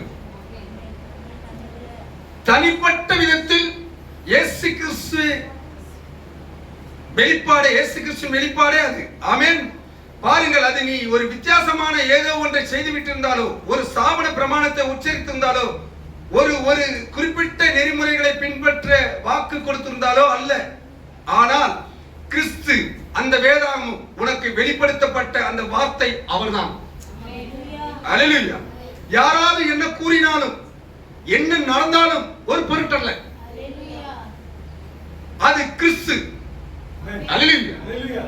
மேய்ப்பன் ஆசாரியன் என்னையா இருந்தாலும் சரி, அது உனக்குள் இருக்கும் கிறிஸ்து. சபை கட்டப்பட்டிருக்கும் வெளிப்பாடு அதுதான். சபை கட்டப்பட்டிருக்கிற வெளிப்பாடு உனக்குள்ள கிறிஸ்து ஜீவிக்கிறார். ஆமென். பேரன் 240 சொல்றாரு, மறுபிறப்பு என்பது கிறிஸ்து. born again experience. மறுபிறப்பு என்பது கிறிஸ்து. சபை மறுபடியும் பிறந்தால் அது கிறிஸ்துவினுடைய சாயல் அடைந்துடும். ஆமென். மறுபிறப்பு என்பது கிறிஸ்து வெளிப்பாடு. தேவன் இந்த மகத்தான ரகசியத்தை உங்களுக்குள் வெளிப்படுத்தி இருக்கிறார். அதுதான் மறுபிறப்பு. அல்லேலூயா. இப்பொழுது நீங்கள் அந்த குழுவை ஒன்று சேர்த்து என்ன செய்ய போகிறீர்கள்?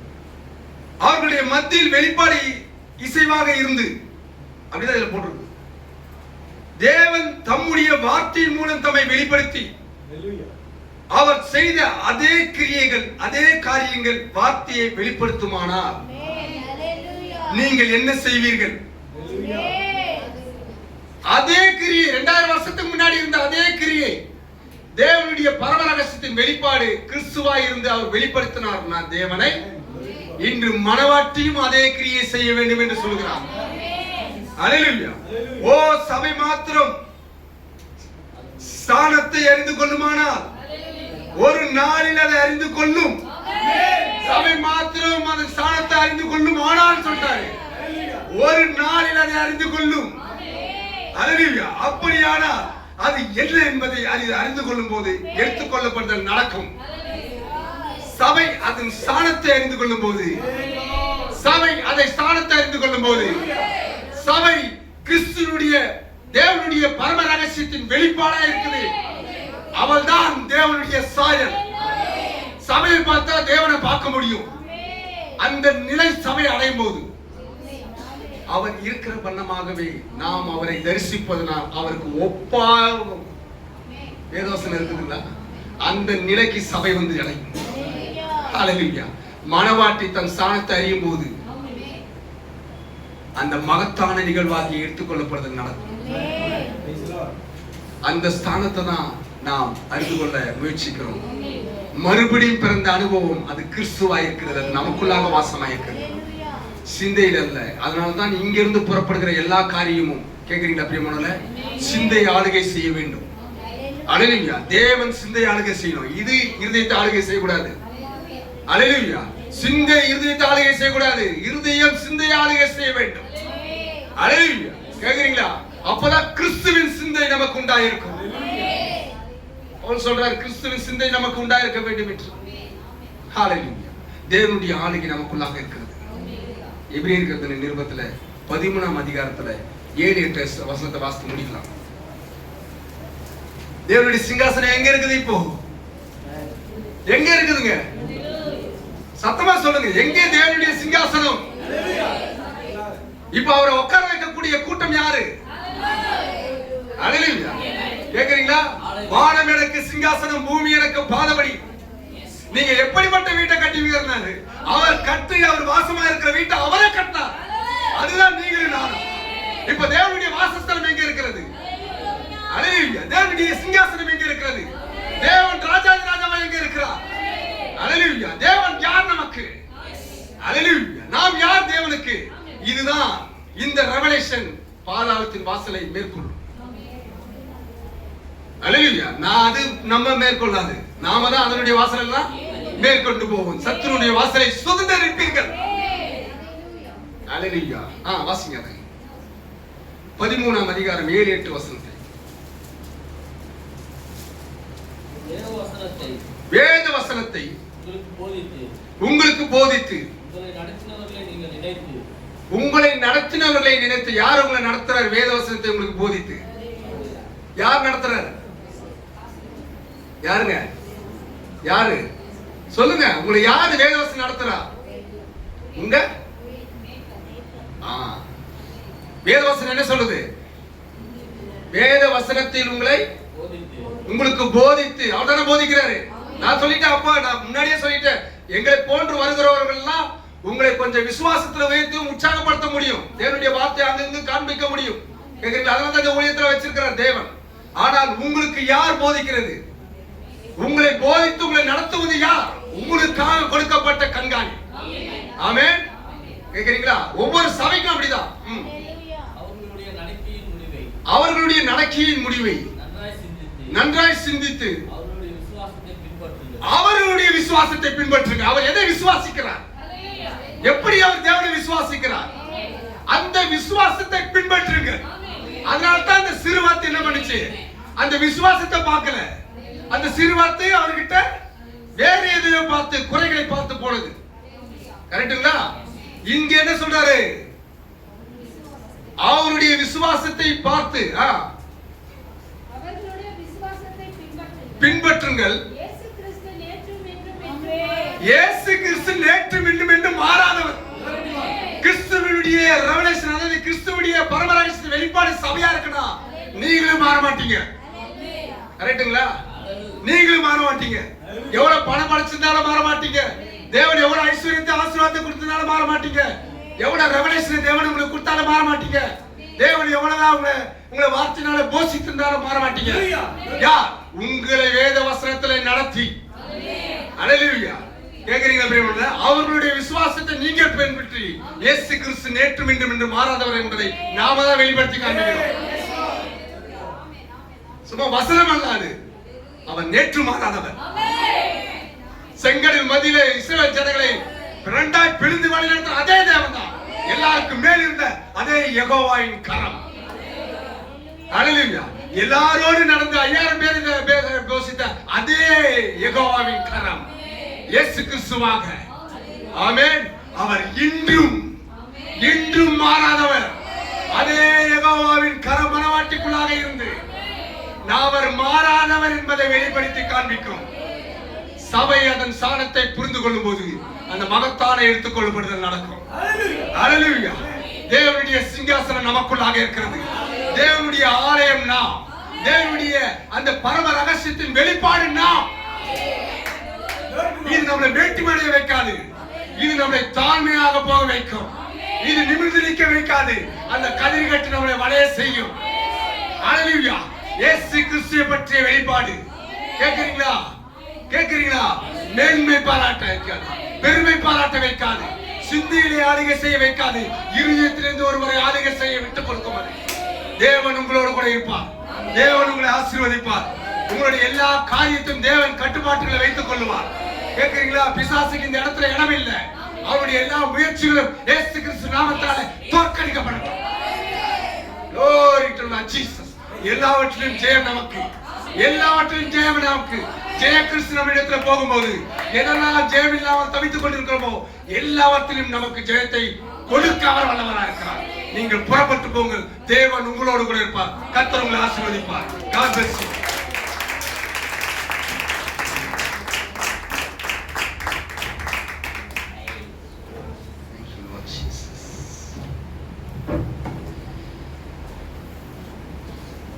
Hallelujah. எல்லாரும் எழுந்து போங்க. Thank you Jesus. ஒரு சிங்காசனம் இப்ப எங்க இருக்குது? Hallelujah.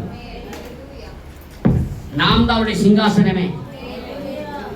நம்முடைய அந்த இருதயத்தில் அவர் சிங்காசனம் வைத்து அதில் தன்னை வெளிப்படுத்தி கொண்டிருக்கிற தேவன். Hallelujah. தேவன் உள்ள ஆழத்தில் தேவன் நன்றி சொல்வீங்களா?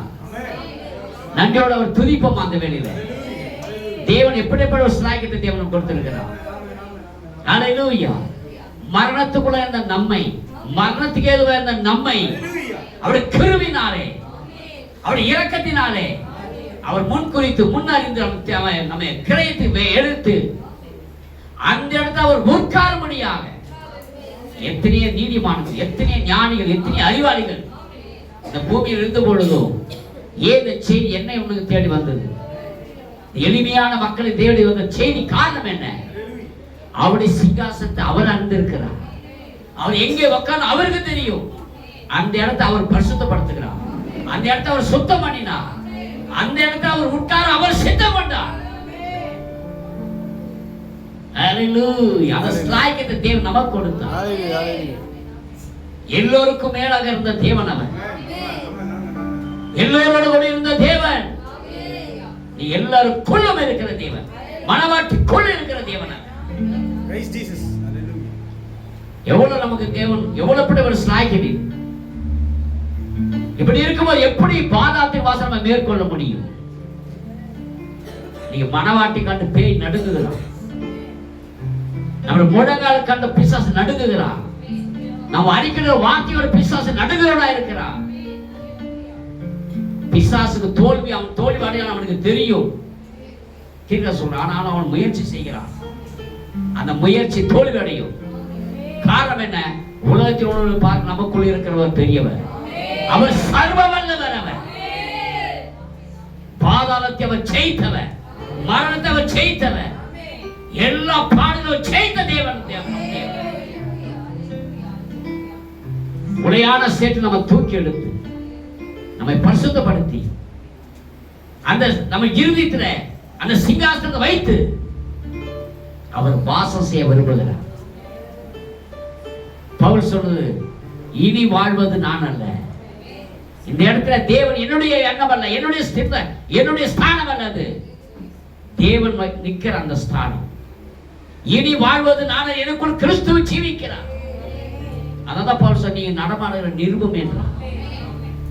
நம்மளை பார்க்கிறவன் கிறிஸ்துவை பார்க்கிறவன். நம்மை படிக்கிறோம் தேவன் வார்த்தை படிக்க வேண்டும். ஹல்லேலூயா. எப்படிப்பட்ட ஒரு ஸ்லாக்கியம் தேவன் கொடுத்திருக்கிறார். ராஜாக்களாகவும் ஆசாரியர்களையும் தெரிந்து கொண்ட தேவன் அவர். ஹalleluya.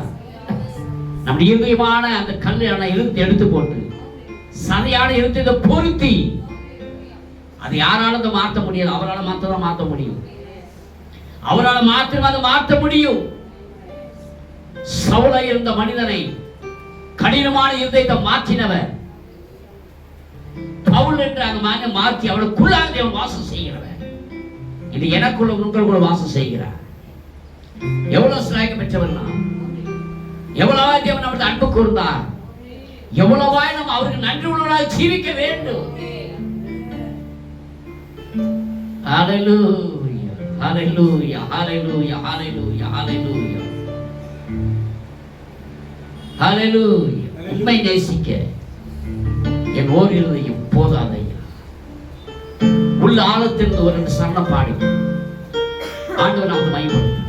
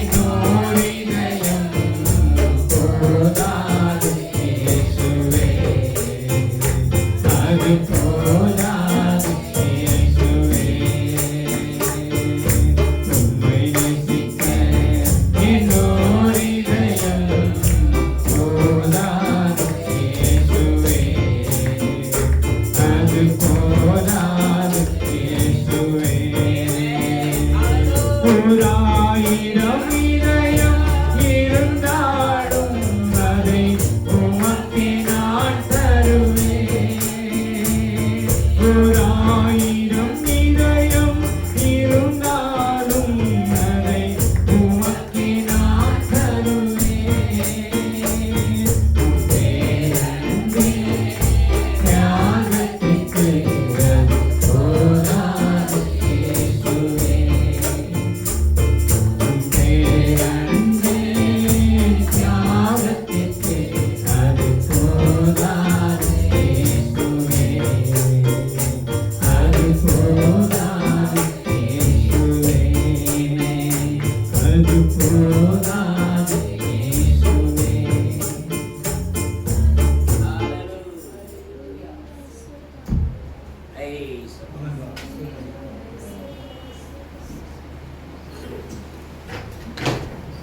பிரியமான தேவனுடைய பிள்ளை,